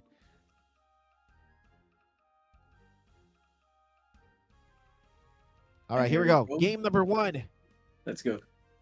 of the finals. 1-0 advantage onto the side of Eshes. And we have, as predicted, a teal shell. It's not the midline, but bug signals round 1 immediately. Eshes gonna take advantage of that. Kotaro bite as well, get 1 energy and gets a lot of cards in the process. And those cards are not to trifle with for Chan because those are gonna be massive damage. And I don't think there is an answer for Chan here at this point. Looking at the draw here, it's looking like a very Damn. good advantage on the side of Ashes. Gets the kill, the revenge arrow finishes it off. Really Chan aggressive. looking on the back foot here. Doesn't even have a lot of cards to work with. Upstream swim together with the piercing sound might be decent damage, but the Kotaro answer gets 2 energy for next round. Means this Axie, this midline for Chan is not in a good spot. And here we go. Goes in for the double bug signal. The leak is there to disable any cards coming in from this midline axis for Chan, and it's gonna go on last stand. You don't want that if you are Chan's side, but he does have a way to easily get rid of Fast. it. The pass is available, and it draws some cards onto uh that front line as well, so that might still be good. Chan with 8 energy, Eshes only 4. And that backline Axie for Chan has a lot of cards. So if he can just clear out the midline here on the size of Eshes, it's going to be happy days. But let's see what happens. Let's see. Let's see. Gonna be a close mid game for both. Here we go. All right, a pass. Here we go. Swallow. Going to clear that one up. Double tail slap.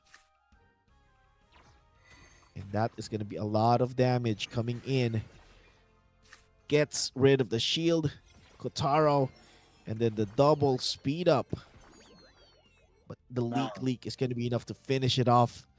Not looking so good for Chan here. Not an easy kill for this mid line.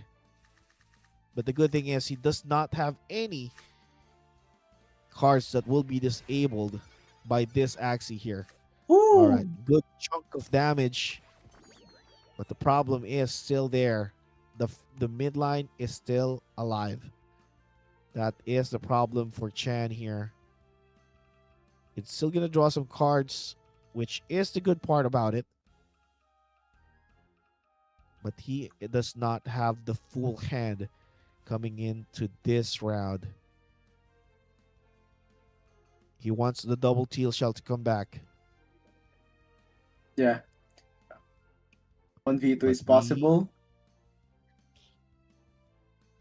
definitely possible, and not a lot of damage that will kill it when it comes to the 1v1.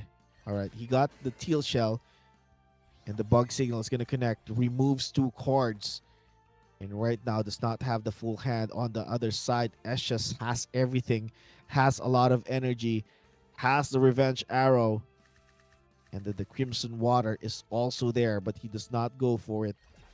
Deep Sea Gore, teal shell is going to be used. The revenge arrow, yeah, it's not going to be enough. Does not even chunk it to half. 60% HP on that teal shell backline.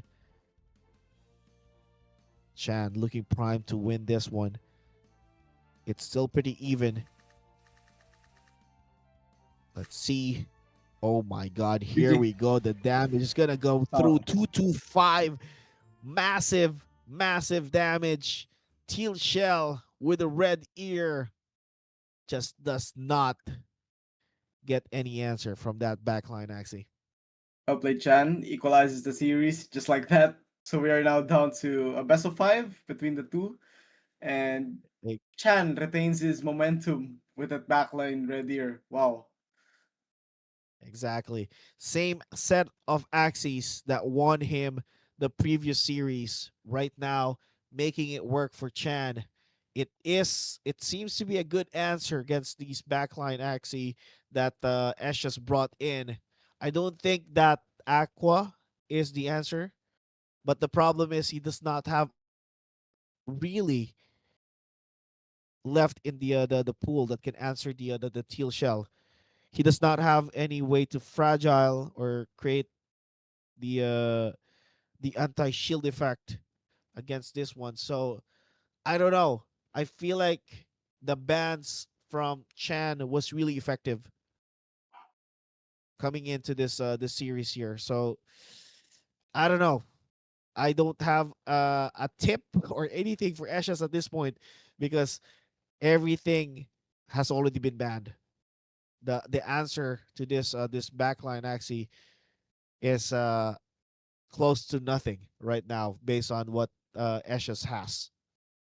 Yeah, because from the last series, first of all, one of the counters for the teal shell red deer is a spiky wing, but we saw Mitsuya pilot two spiky wings, and it still wasn't enough against Chan. So I think Ashes needs to find the right answer as early as game number two if he wants to recover the momentum from Chan, because Chan is steamrolling throughout this tournament right now. Yeah, I think the answer, if he had it, was a numbing liquration, but that does not Yeah. exist right now. He does not have a numbing liquation that will answer this annoying teal shell that will answer the melee range cards. But yeah, unfortunately, that is the case. But we will see. We might not know. I mean, Ashes might know something that we don't, right?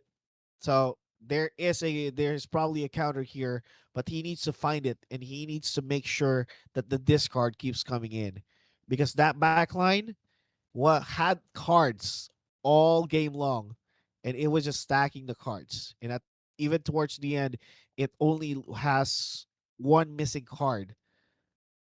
during the last stages of the round. So he needs to get rid of those cards if he wants to win. He needs to control the tempo, and he needs to control the cards that goes in, especially in the later stages of the game. But yeah, we will see. In just a few minutes, we will be diving into game number two, or technically game number three, to see who's gonna take the tiebreaker and get us into 2-1 advantage and get us closer to the end of the finals. Who do you have, chat? Let us know. Who are you rooting for? Is it Ashes or is it Chan? Chan looking prime right now. Prime Chan is looking like it. Kim Hart Barredos, yes. Yay, Panalo Bochog. Let's go. All right. Game number Okay, two. number two. Not wasting any Wow, time. triple We are aqua running versus it back. triple plant. Is this an answer? I don't know. All right. Bug signal early on. Good signs for Eshas here. A lot of Kotaro as well. That's going to get a lot of value. The only concern that I have here is the backline. I don't think it has anything to go toe to toe with the backline of or of Chan here. Agree. But I Yeah. guess the idea is to just keep on discarding. As long as you discard, it's not a problem. Here we go. Damage after damage coming in from Chan. But the cattail in the October treat is going to keep the front line healthy. That is the gameplay here. Keep everyone healthy to a point where you get to the blood moon and sustain your way to victory. That is the gameplay that I'm seeing on the side of Eshes here. Let's see if he can actually do it and get the win against Chan. Yeah. I think it's Chan gonna be does not. hard. Yeah, go ahead. I think it's gonna be hard to kill the last Axie for of Chan. Ashes doesn't have any anti-heal, doesn't have any fragile for the armor. It's gonna be difficult to Does not close out have the any game. way to sustain himself too. Yeah, That is another problem with this composition here. Because even if you get into the Blood Moon stage, you don't have a way to win against that Aqua that has the swallow that will just keep on sustaining towards the late game. And here we go. That's gonna be enough. Not even gonna be enough to get the kill here. Chan looking prime. Game number two or game number three might be in the bag here for Chan, but we will see. There is still a lot of work that needs to happen here. And there's still going to be a lot of discard that will be happening onto the side of Eshes. He can still get rid a lot of cards. He does have a bug signal on hand. One is going to be used to clear one of the Axies. The other is going to give him some energy and remove some of the cards. Chan is just chilling right now. He does not care if that midline Axie goes down, but it would be good if he can get rid of that midline Axie of Eshes, because it's going to be an easy 1v1 against this self-sustaining Axie in the backline for Chan.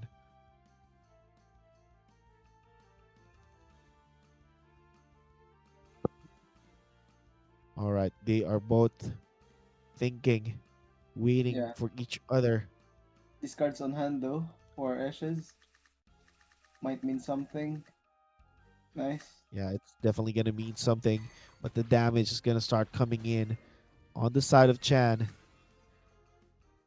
Kotaro gonna get some value there. But the double speed down is gonna be enough to kill it. 2v1 situation. Chan does not want to be in this spot, not without a lot of cards. This 2v1 creates a lot of ways to discard cards for Chan. What a crazy, crazy pass there. And he is just going to sustain in the next round. Has a lot of energy. Does not even need to use the energy gain, the Cottontail, and he's just gonna use 3 cards every time, I believe, just to keep the cards rotating. But the problem that he has is that there are 2 axes, and that means the antenna is just gonna be kept chaining and chaining, and the Kotaro mouth is gonna be there to sustain the energy.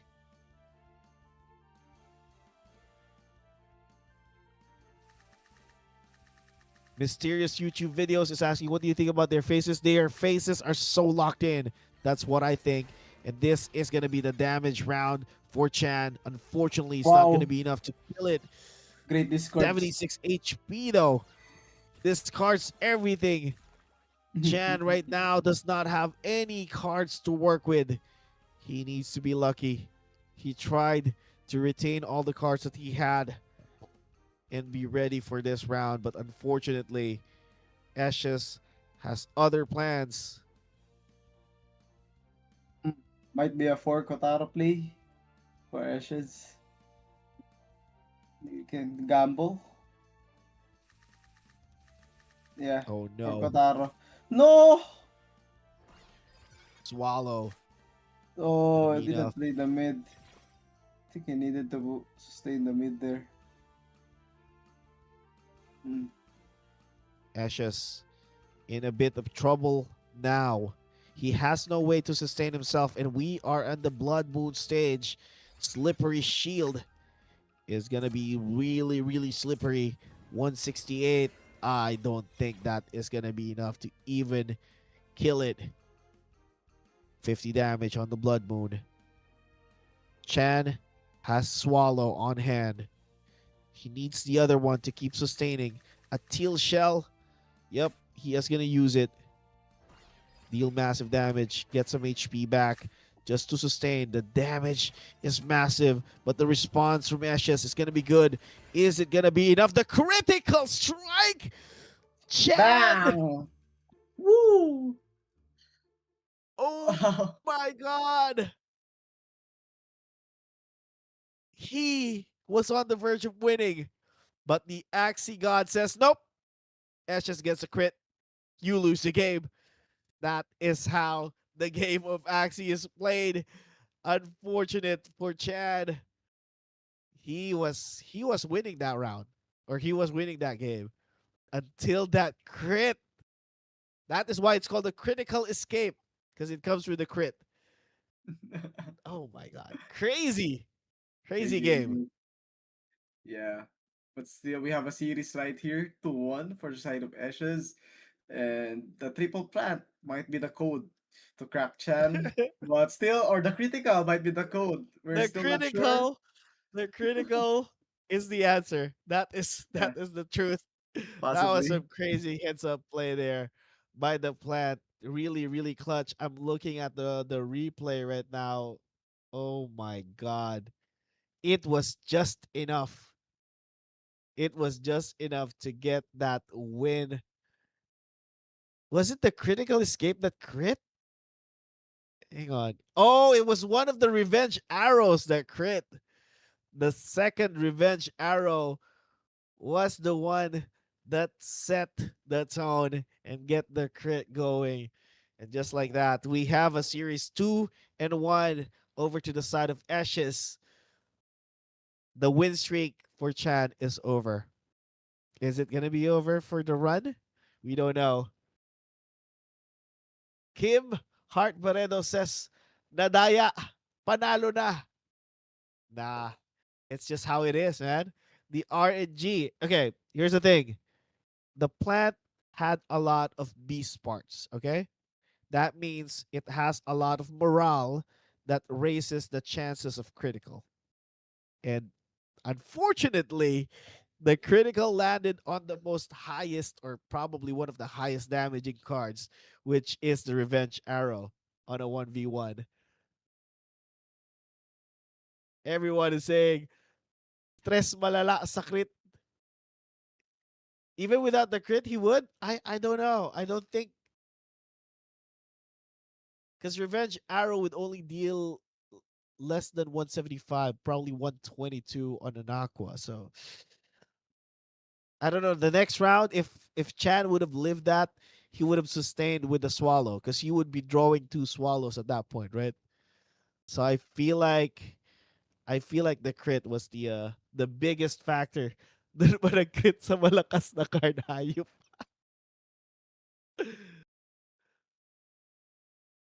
Was it gonna be? Oh, you're probably right because he would be less than 80 HP at that point. I don't know. I don't know. But what we know is that Etches won that one with a critical because of the revenge arrow, and that's all that matters. People in the chat are arguing he will live if it didn't crit. We don't know. We will never know. That is the thing. We will never know, and we will never find out. But the next game is gonna be fast. We're gonna get into the game right away. 2-1 advantage over to the side of Eshes. We have a series, ladies and gentlemen. Game number 4 is coming up, and whoever wins this one is probably gonna tie the series or gonna get to the match point. The question is, who is gonna take it? Write it in the chat. Who are you supporting, Chan or Eshes? I really thought that was a Chan game, but RNG, RNG, man, Part of the game. part of the game. Exactly. I remember back in 2021. Uh, we had a lot of content creators back then. Burnok was the one of those content creators that have been plagued by criticals that cost him matches, and those were fun to watch. So Nostalgic. definitely part of the game. Crit still wins games in 2026, ladies and gentlemen. Ultimate Geo says he will live with 30 HP. See? I think that he would have lived there.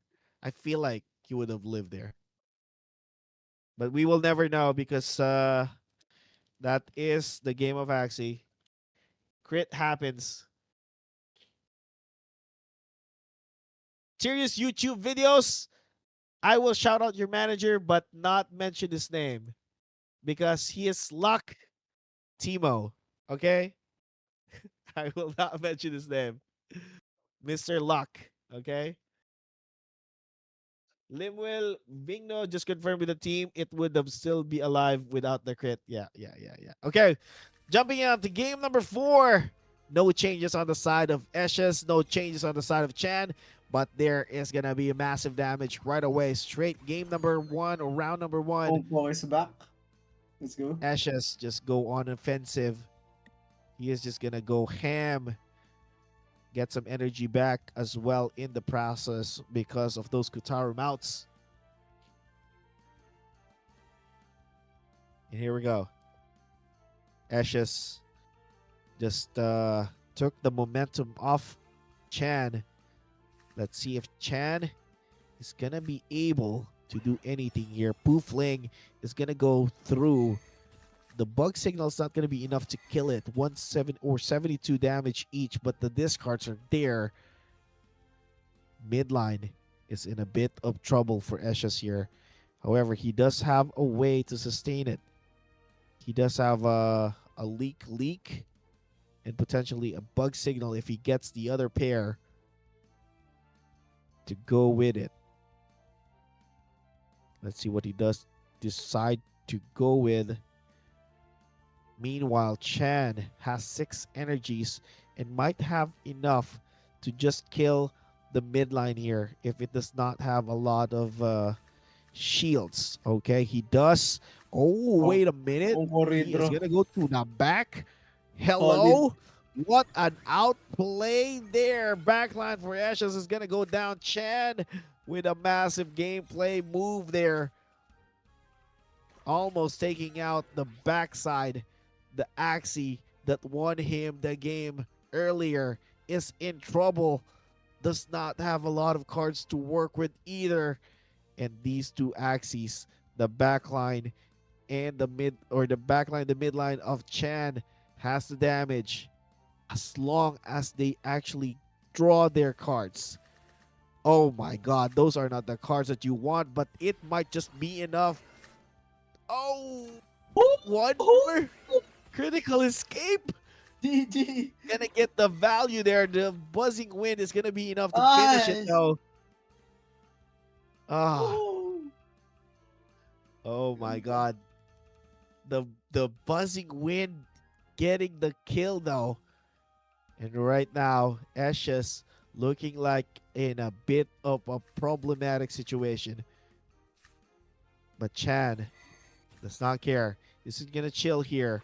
Not even gonna use the buzzing wind to get rid or to go away from the cattail.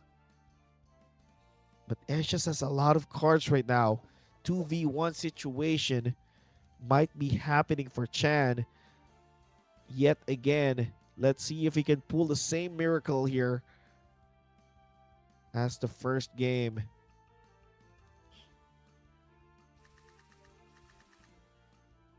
And here we go. Poofling gonna be used. Damage onto the backside.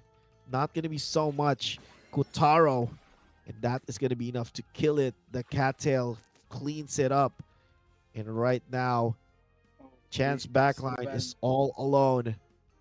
Ah, He this is needs to bad get for him. rid of that backline or that midline Axie because there is a leak.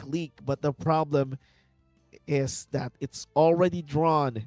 That means the revenge arrows will be disabled if he does not use it and if he does not kill the backline. What is the RNG here? He needs to get the other revenge arrow to make sure that he gets or he lands the kill.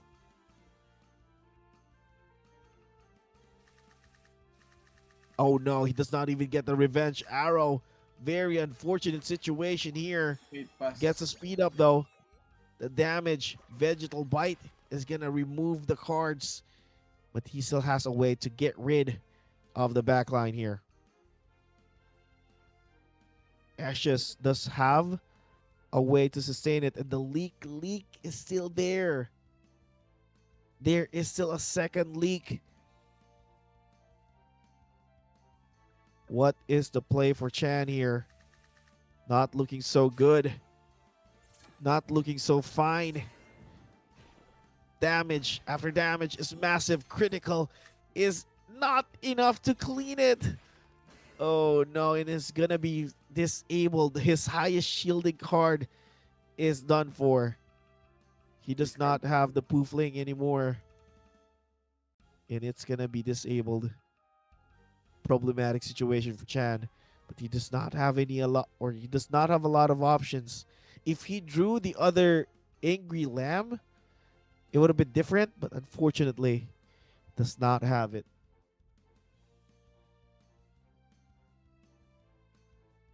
Mm.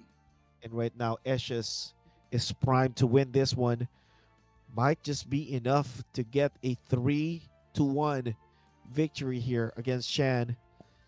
Chan still thinking. Double Angry Lamb is available. And the discards are going to start piling up the critical. Massive.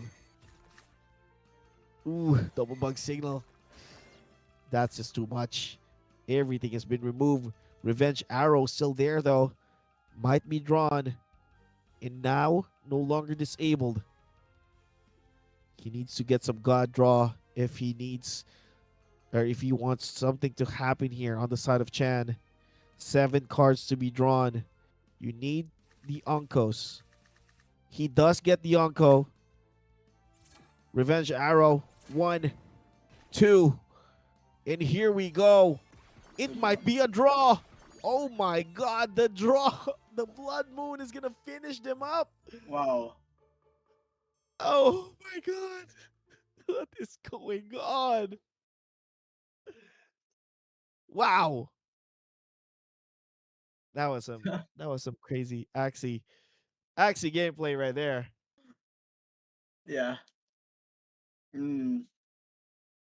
Closest game All so right, far. that was a draw.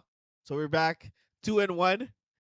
I thought that was it. I thought it was gonna be enough, but yeah, the shield was just too much for the backline, and now we're here. We are on a 2-1 still, and we're still gonna need to play through two more games or three more games to get the decisive win between these two competitors. Intense Axie gameplay. You'll never know what happens. And Boss Golteb says, pa-shoutout naman sa amo namin. Boss Zoe, ang kilabot ng Yobot.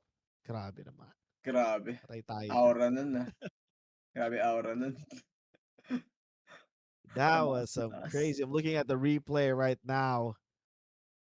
Double Nile strike. If he didn't draw anything on the back line, Eshes would have lost, but he did. And he was able to get that win, or I mean, he got that draw. And right now, we're going to be playing game number 5, 2-1.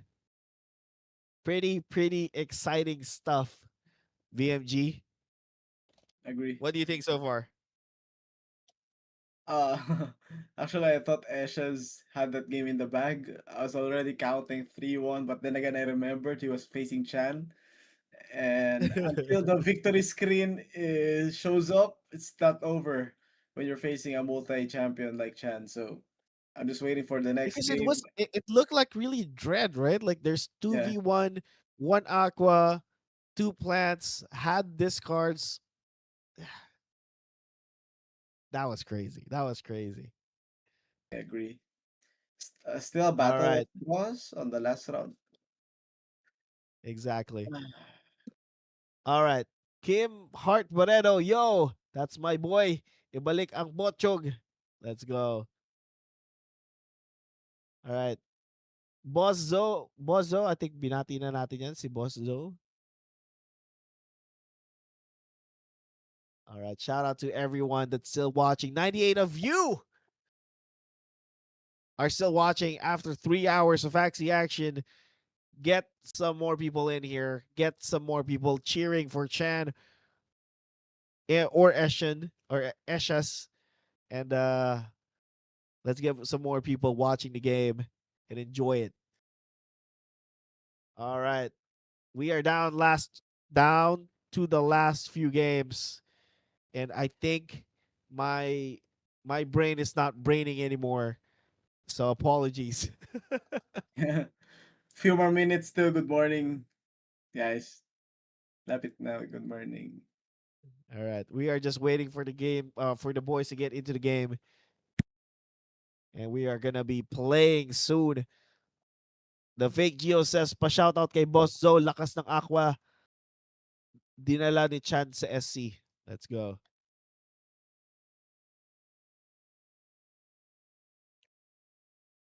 Zorens lang sa kanal. Who is Zorens? I don't know Zorens. Let's go, guys.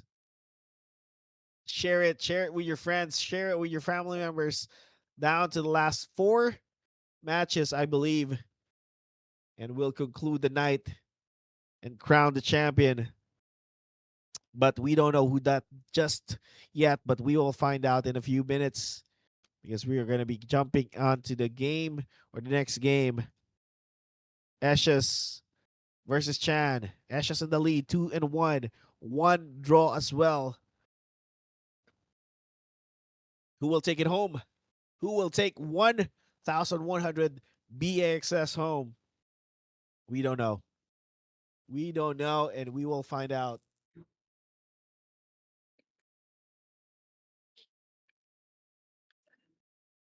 Tito 1,100. Ganlak, please shout out my Antina, Antina Moran. Ayan. Shinout out ko na, baka naman.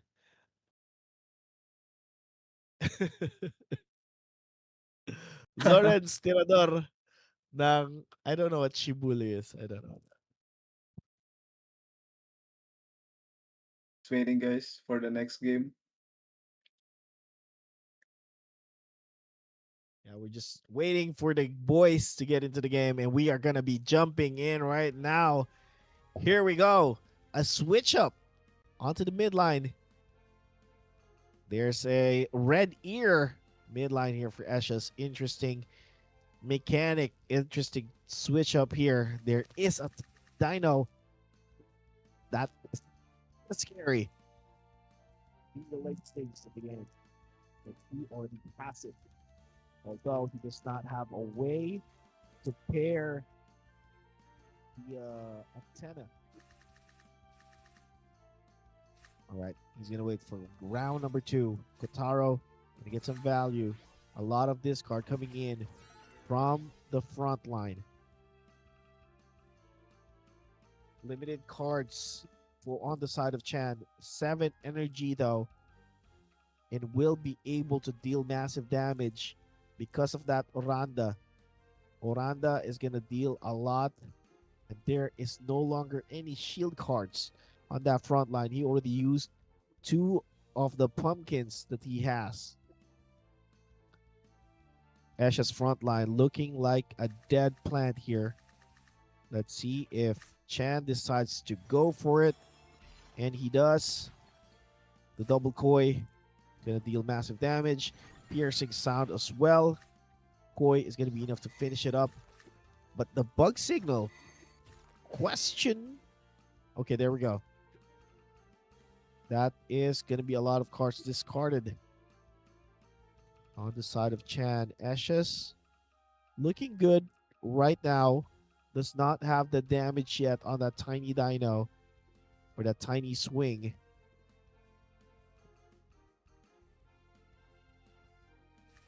Let's see what happens here. All right, double bug signal. Going to get rid more cards here. And the red ear is ready. Is available. Might be a double Kotaro to the red ear here for the midline of Eshes. On the side of Chan, he does not really have anything to actually work here. This might be a good switch up for Eshes here. And that's exactly what happens. Gets a double Kotaro. And the slippery shield. Another set of energies gained on the side of Eshes. 5 to the 8 of Chan, who does not really have a lot of cards to work with. There is a fragile. He can use the fragile here. Buzzing wind. But he needs some follow-up cards. Follow-up damage cards onto that midline aqua of Chan. If he ever wants to get rid of that midline Axie, and that is gonna be a lot of shield that he needs to work through. He does get the HP down to 50%, but the reply damage massive. And the Damn. follow-up on the backside is not gonna be enough to kill it just yet. 40 on the HP. And Chan right now has a slower Axie on that midline because of the speed down. So he does not have a way to kill it or the midline of Eshes right now. The cards are not carding. Is not helping him. And that is going to be a lot of energy coming in from Eshes. Eshes looking good again in this matchup here. Chan not looking so well. The damage coming in from these 2 Axies from Eshes is going to be massive. And he has a way to sustain himself. Those red ear are just going to be problematic for Chan. Gonna be hard. Esha still has 2 axes, so he can still chain the bug signals. Gonna be hard for Chan to clutch up a 1v2 if he cannot correctly manage his cards. It's looking difficult for him.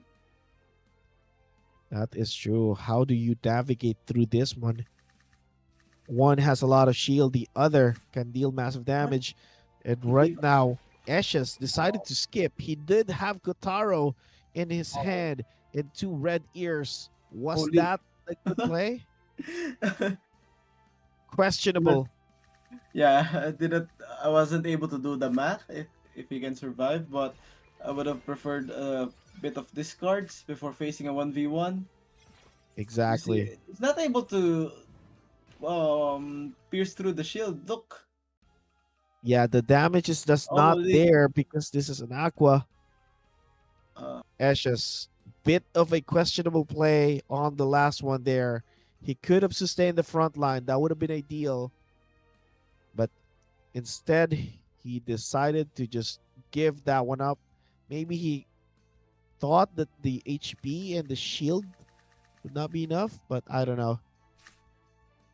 I what? don't know, but I think Chan is gonna win this one because there is no HP back and there is no cards left on the side of Eshes. That means he's gonna be swallowed by the Blood Moon, and Chan takes this game back 2-2.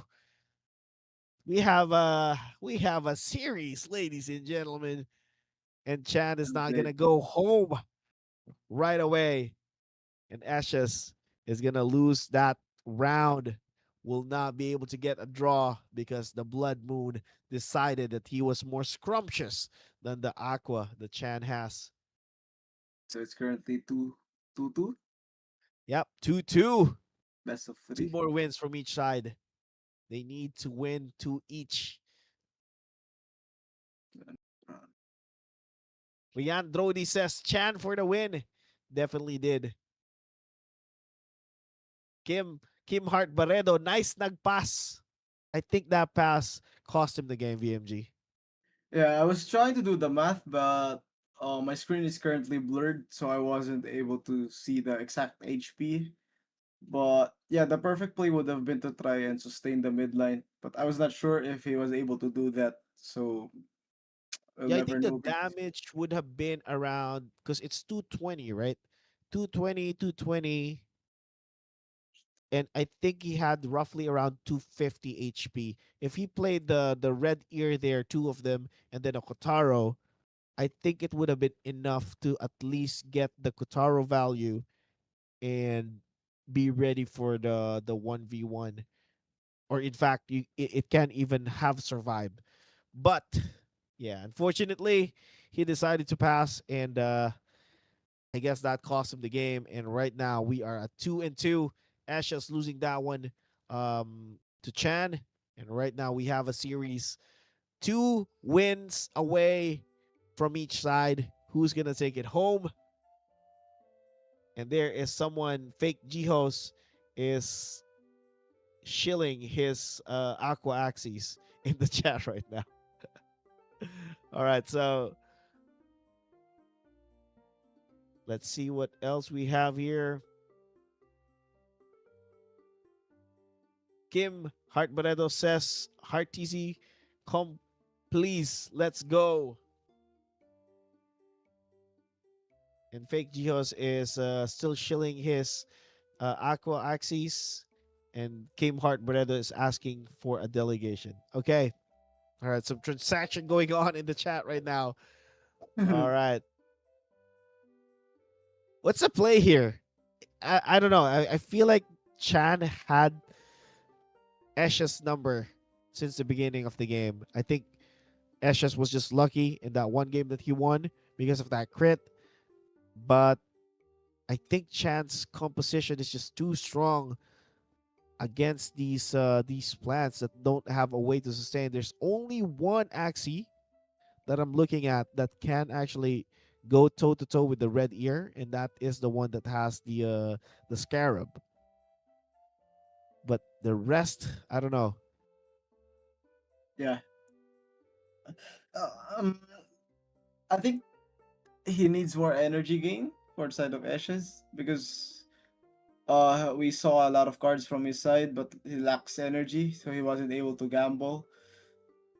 I think a 1v1 with a Teal Shell Axie of Chan is already a lose, especially if you don't have any energies. So maybe play double or triple Kotaro. possibly. So you could like have a more brain dead approach. Just gain energy, gain cards, be aggressive all throughout. That could be a good play. That could be a good play right there. That could be a good answer. Having the Kotaro, all of them on all of the axes that you have, does answer the problem with having too much cards but not have the energy to play them. That could be a good play, but let's see if Eshes does decide to play it. We are going to get into that game in just a few minutes here. And what do you guys think about that get last game where Lucy is confused? Yeah, that's not the real Jeff Zerlin. That's not Geos. That's a fake Geos.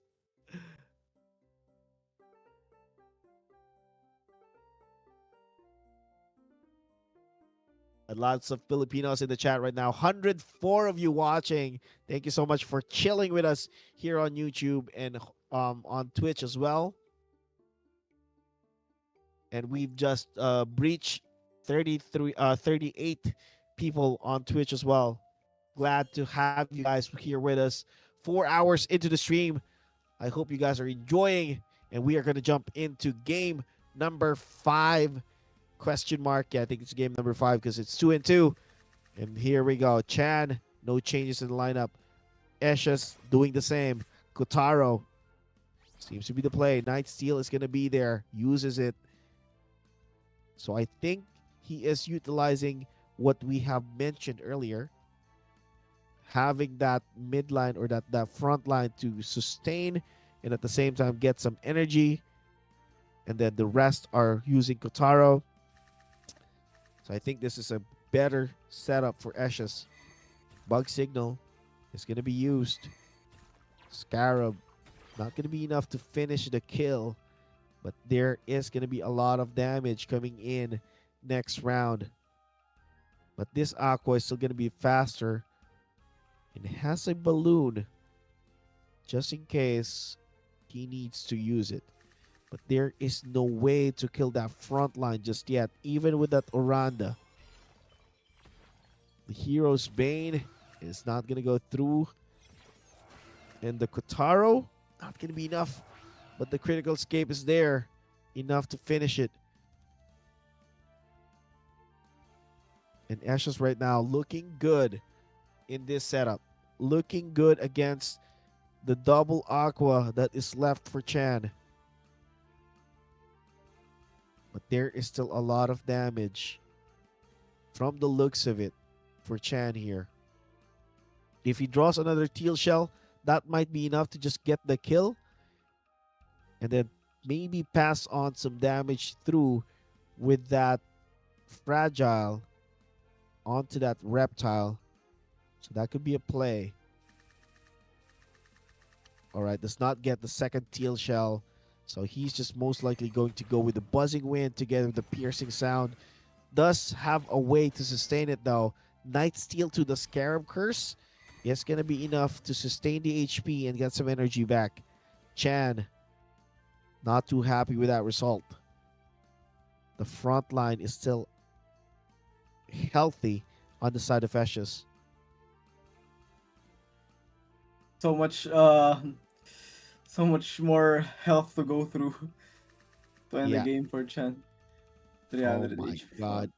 Oh, he does decide to pass though. That means that is going to be a kill. Oh, 2 tiny swings is going to deal massive damage here onto the side of Eshes. 1v2 situation might be what's going to happen next for Chan. Because this Aqua on the midline is most likely going to be dead. That speed down will mean that the Eshes can probably get some damage cards onto that midline and get rid of him. Maybe draw some Kotaros back. It should be enough to kill that midline Axie for Chan. yeah, Ashes needs oh never mind, he got the bug signal. He needs to play it. Good Oh, play. he does get the bug signal. Gets 2 of them. The criticals. escape is gonna be enough to finish Oh it. no. Still 8 cards for Chan. Oh It my did god. nothing. Even with the 2 or 3 bug signals, the cards that were discarded came from the midline Axie. That is just god luck right there. Coming in for Chan. Chan goes in with a deep sea gore, gonna deal 179. Does not get the Axie killed just yet, and is gonna get Kotaro value there. The red ear is in the hands of that reptile. That means he can play it. Let's see if Eshios has learned his lesson from the previous round and tries to believe in the power of that reptile. That midline Axie needs to stay alive. He does have a lot of cards and will be enough to deal decent damage and at the same time keep the Axie alive. Let's see what the draw looks like. Yeah. 5 and Let's 4 is the energy. let's see if Chan does another magical strategy right here, but this one's going to be the hardest so far. All right, here we go. Double teal shell. Not going to be enough to go through it. The Kotaro is going to deal massive damage. Another set of Kotaro bite. And that means the midline is alive with 1 red ear available. And the bug signals are there. Most likely going to be drawn for the other pair that he can chain with on that plant. Let's see if that is going to be the case. If he draws another red ear here, that would be good for Eshes, but I don't think that is going to happen because he already used one of them earlier. 5 on the draw pile. Gonna draw 3. Let's see what that draw looks like. Chan, perfect hand right now. Eshes decides to go and play the card on the front or the midline Axie. Gets rid of a lot of cards and deals a lot of damage. Will be able to get through the shield, but this not is not enough to kill it just yet. But Chan does not have any cards anymore. 3 of those were discarded. Ash just looking good here, but not a lot of energy. Again, the problem with the energy is biting Ashes in the behind right now. What is the play here for Chan? What is the play here for Ashes? Chan just needs to draw some red ear and he will be happy. He will be happy going through this blood moon here. And he's just going to go ahead and do swallows. Gets rid of that midline reptile. Kotaro bite on the side of Eshes. Ready for the 1v1. Ready for what's going to happen next year. Chan has sustained some HP back. He needs to draw the swallow again to sustain through this. Let's see if that happens. Yeah. High shield plus heal. Very clutch combo.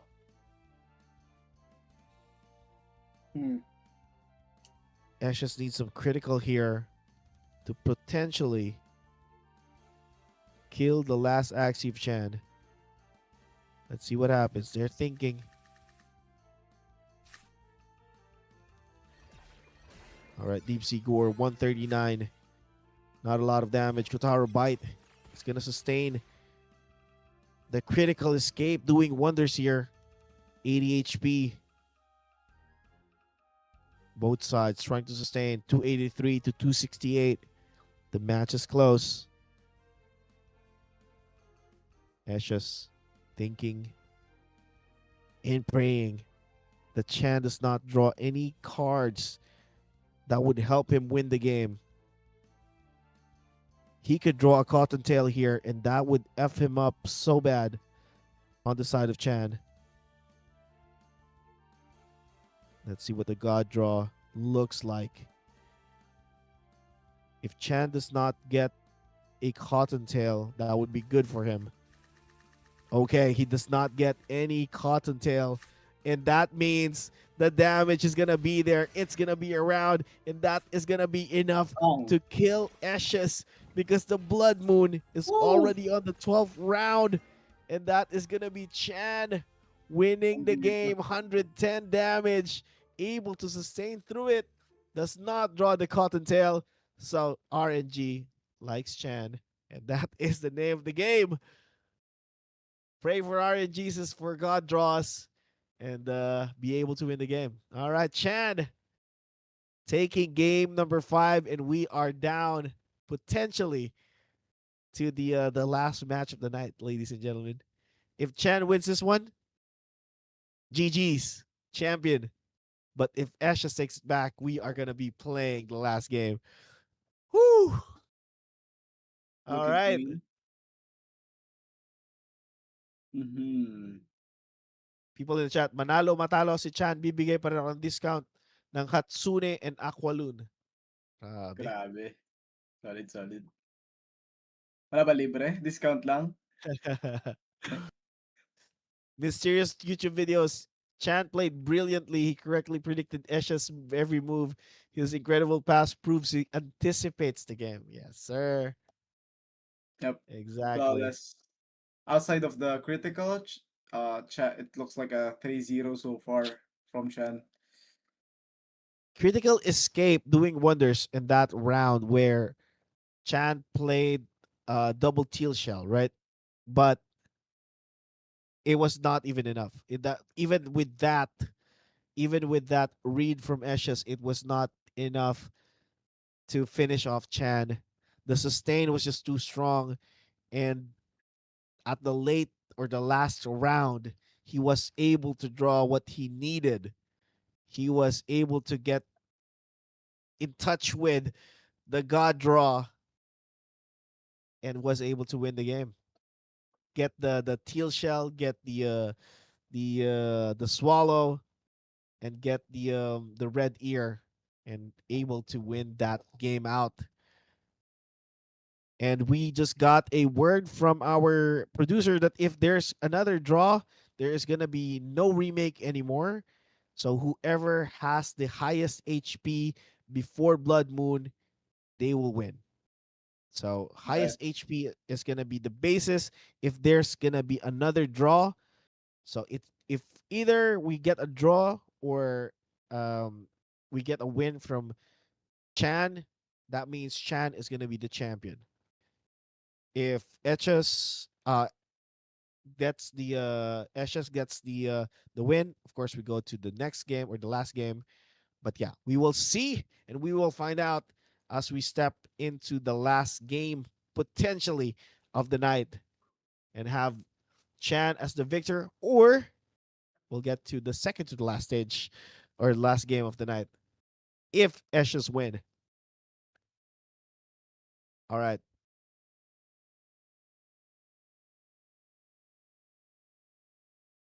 All right, maybe we can go on a quick 2-minute break Yeah.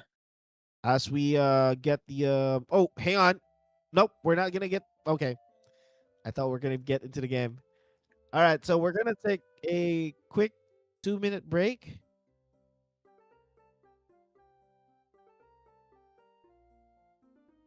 Okay, we will not take a break cuz I thought they were all right.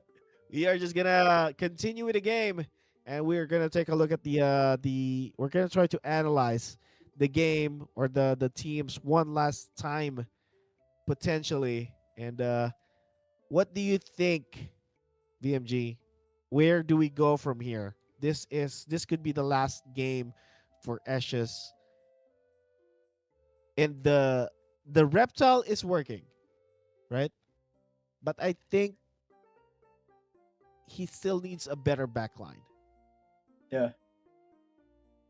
I think No, there's no. need there, I think there needs to be Uh, a switch up here. yeah, I guess so. Nothing's working so far.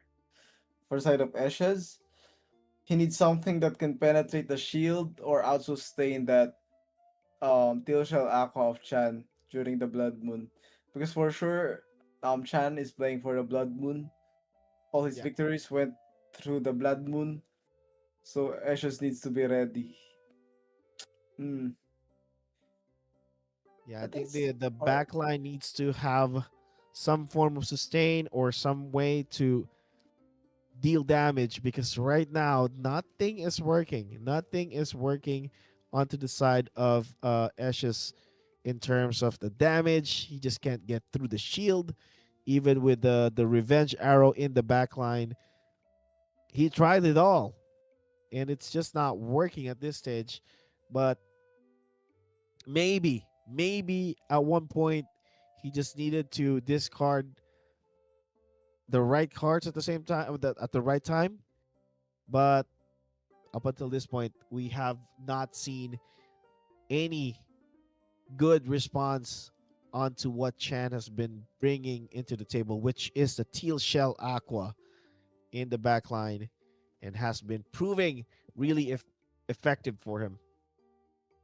I agree. Also, this just shows the masterpiece of what Chan did during the banning phase. If we take a second look, one of the problems for Ashes is the lack of energy, and Chan managed to ban one of the plants with a cottontail. Aside from that, Chan was always successful in completing his cards during the late game Blood Moon, Yeah, and two of the Axies that he banned had the zero cost discard as well. So imagine if Eshes had those Thunder Claws as his backline. He could have played the 2v1 better. Extra yeah, discards for zero energies. So yeah, Chan made the perfect ban for this matchup. yeah. The late game or the banning phase is where Chan potentially won this tournament. But of course, there are still crits. There are still luck of the draw, right?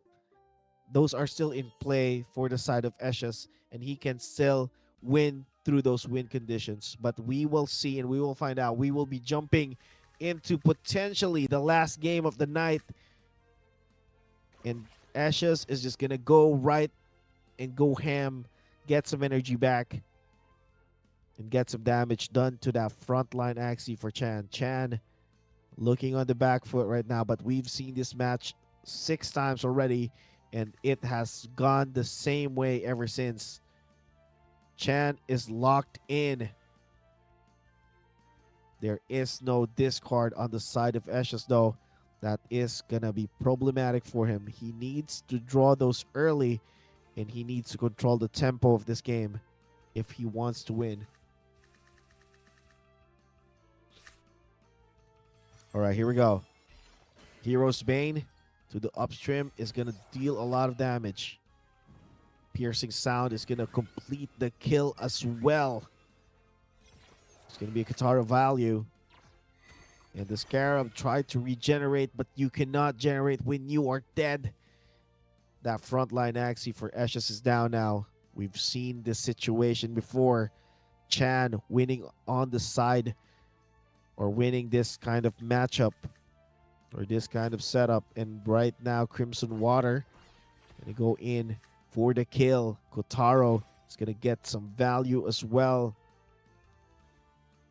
The double tiny swing might be enough to kill the midline Axie for on Chan's side. Ashes all of a sudden is sort of winning, but we will see. We will see because that backline Axie has all the cards in the world. He is ready. Chan is ready for the 2v1. I agree. Lock and loaded. But Here we there's going go. to be some discard gets happening. Buzzing Wind, Upstream Swim, not going to do so much. But the return retaliation damage is going to be massive. Might be a kill. No, 97 HP and a dream. And he stays alive. Might be a good thing for Eshes as well. Because that front line or that midline Axie for Chan is going to draw some cards and is going to be slower. Which means he can do something like this. Discard some cards, get some energy, and discard another. Chan missing one card here. and Ashes looking ready to deal some serious damage in that back line. You have to know Chan is going to go first. Potentially, he could go in for the kill or he could go for a pass. He goes in for the sustain move here. Kotaro to the tiny swing is going to be massive, but that's not even going to break the shield.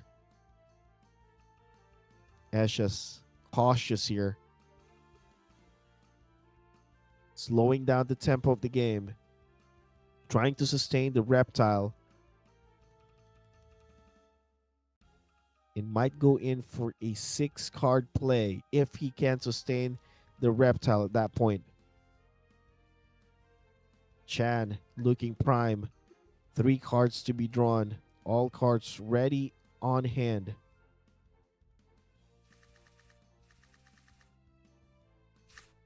Oh And here we no. go. Deep Sea Gore. Gonna deal massive damage. Not gonna be enough. The return kill. No. Not even gonna dent the shield. This is not good. This is not good for Eshes. Chan might just take this win. We'll draw some cards here. He just needs a teal shell and a red ear. And that front line or that midline reptile is gone.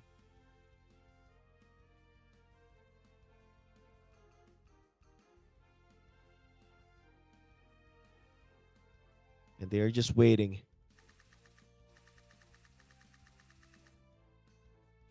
Oh no. There we go. Deep Sea Gore is enough to Bang. kill 156. The bug signal is gonna be available and will be go through. Oh, looks like a deja vu again. And it's a surrender. Oh GG. no! Ashes, there you go. The flex on Chan. GG's. That That's was it. I think there was no point at that point, right? To continue the game because we've seen that matchup or that situation before. Chan is just going to sustain through the damage and will be able to out sustain the damage that's going to come from that backline. Even though it has a revenge arrow, it unfortunately does not go through the shield. 500 shield, that's 2 Axies, right?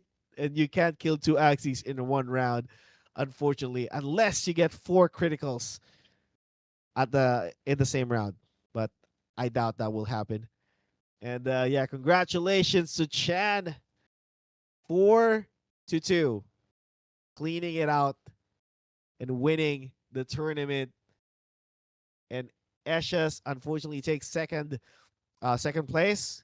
And maybe you can have Chan in the comms so that we can have a quick interview with him and we can close the night out with Chan winning. Chan the champ, clearing out the previous 2 games, sweeping it, and able to get the win against Eshes, even though with a 1-0 advantage earlier. GG, well played. Let's go. Oh my god, felt like I was watching the movie Inception. That was like a deja vu win condition from every game. Deja vu indeed. Because I think the reason why I think we have the same results every time was because there was not really a lot of changes on both sides. And I think it was a checkmate at that point during the banning phase when Chan, put up the or banned the Axies. Now I And know. here we go. We have the champion. Oh, no, it was not Ashes. We have the wrong name. We have the champion in the booth right now with us. Congratulations, Chan, the 69 million times champion of Axie Infinity Classic. Congratulations, sir. Welcome, welcome. Thank you, thank you. Welcome back. So, first question. You have been like the champion for this tournament multiple times. How would you rank this most recent championship compared to your others, like your top three? Uh, Di ko sure kung nagets ko yung tanong. Basically, I think this SC is actually very hard. Okay. Uh, I even lost round one. Round one of the upper bracket, I lost already and I climbed all the way up from the lower bracket. Sobrang yung mga comp kasi ngayon sa meta, sobrang diverse. May spear, may antenna, may aquabox, may mix na kung ano-ano. Tapos may anemone din. Kumbaga, sobrang dami na hindi mo mako-cover basta-basta lahat. Kaya nagulat Mhm. rin ako na nanalo ko, hindi ko ine-expect. Well Yeah, played, I well think I played. agree. Like there has been a lot of composition, even though not a lot of development or updates in the cards. Parang ang dami pa rin ano, dami pa rin pwedeng gawin eh. You can still theory craft something, especially those na hindi pa utilize ng mga cards. I mean, even yung back, 'di ba, na tawag nito, yung pampaslow dati nagiging pampabilis. Tapos ibang-iba talaga. But any Yun. words for your mga fans natin? Ang dami nating fans dito, 92 watching right now in the stream. Yun, sobrang saya ko lang na nanalo ako. Tagal ko na kasing hindi rin sa champ. Parang usually either fourth place or second place. Parang ngayon na lang ulit ako nakapag-champ. Kaya sobrang saya ko. Thank you sa lahat ng nanonood, sa lang sumuport, sa mga kid ko, sabay, parang mga competitors or lahat yan. Yung sila, si Sisu, si Mitch, lahat ng tropa ko yan, mga nakalaban ko, pero talagang solid din.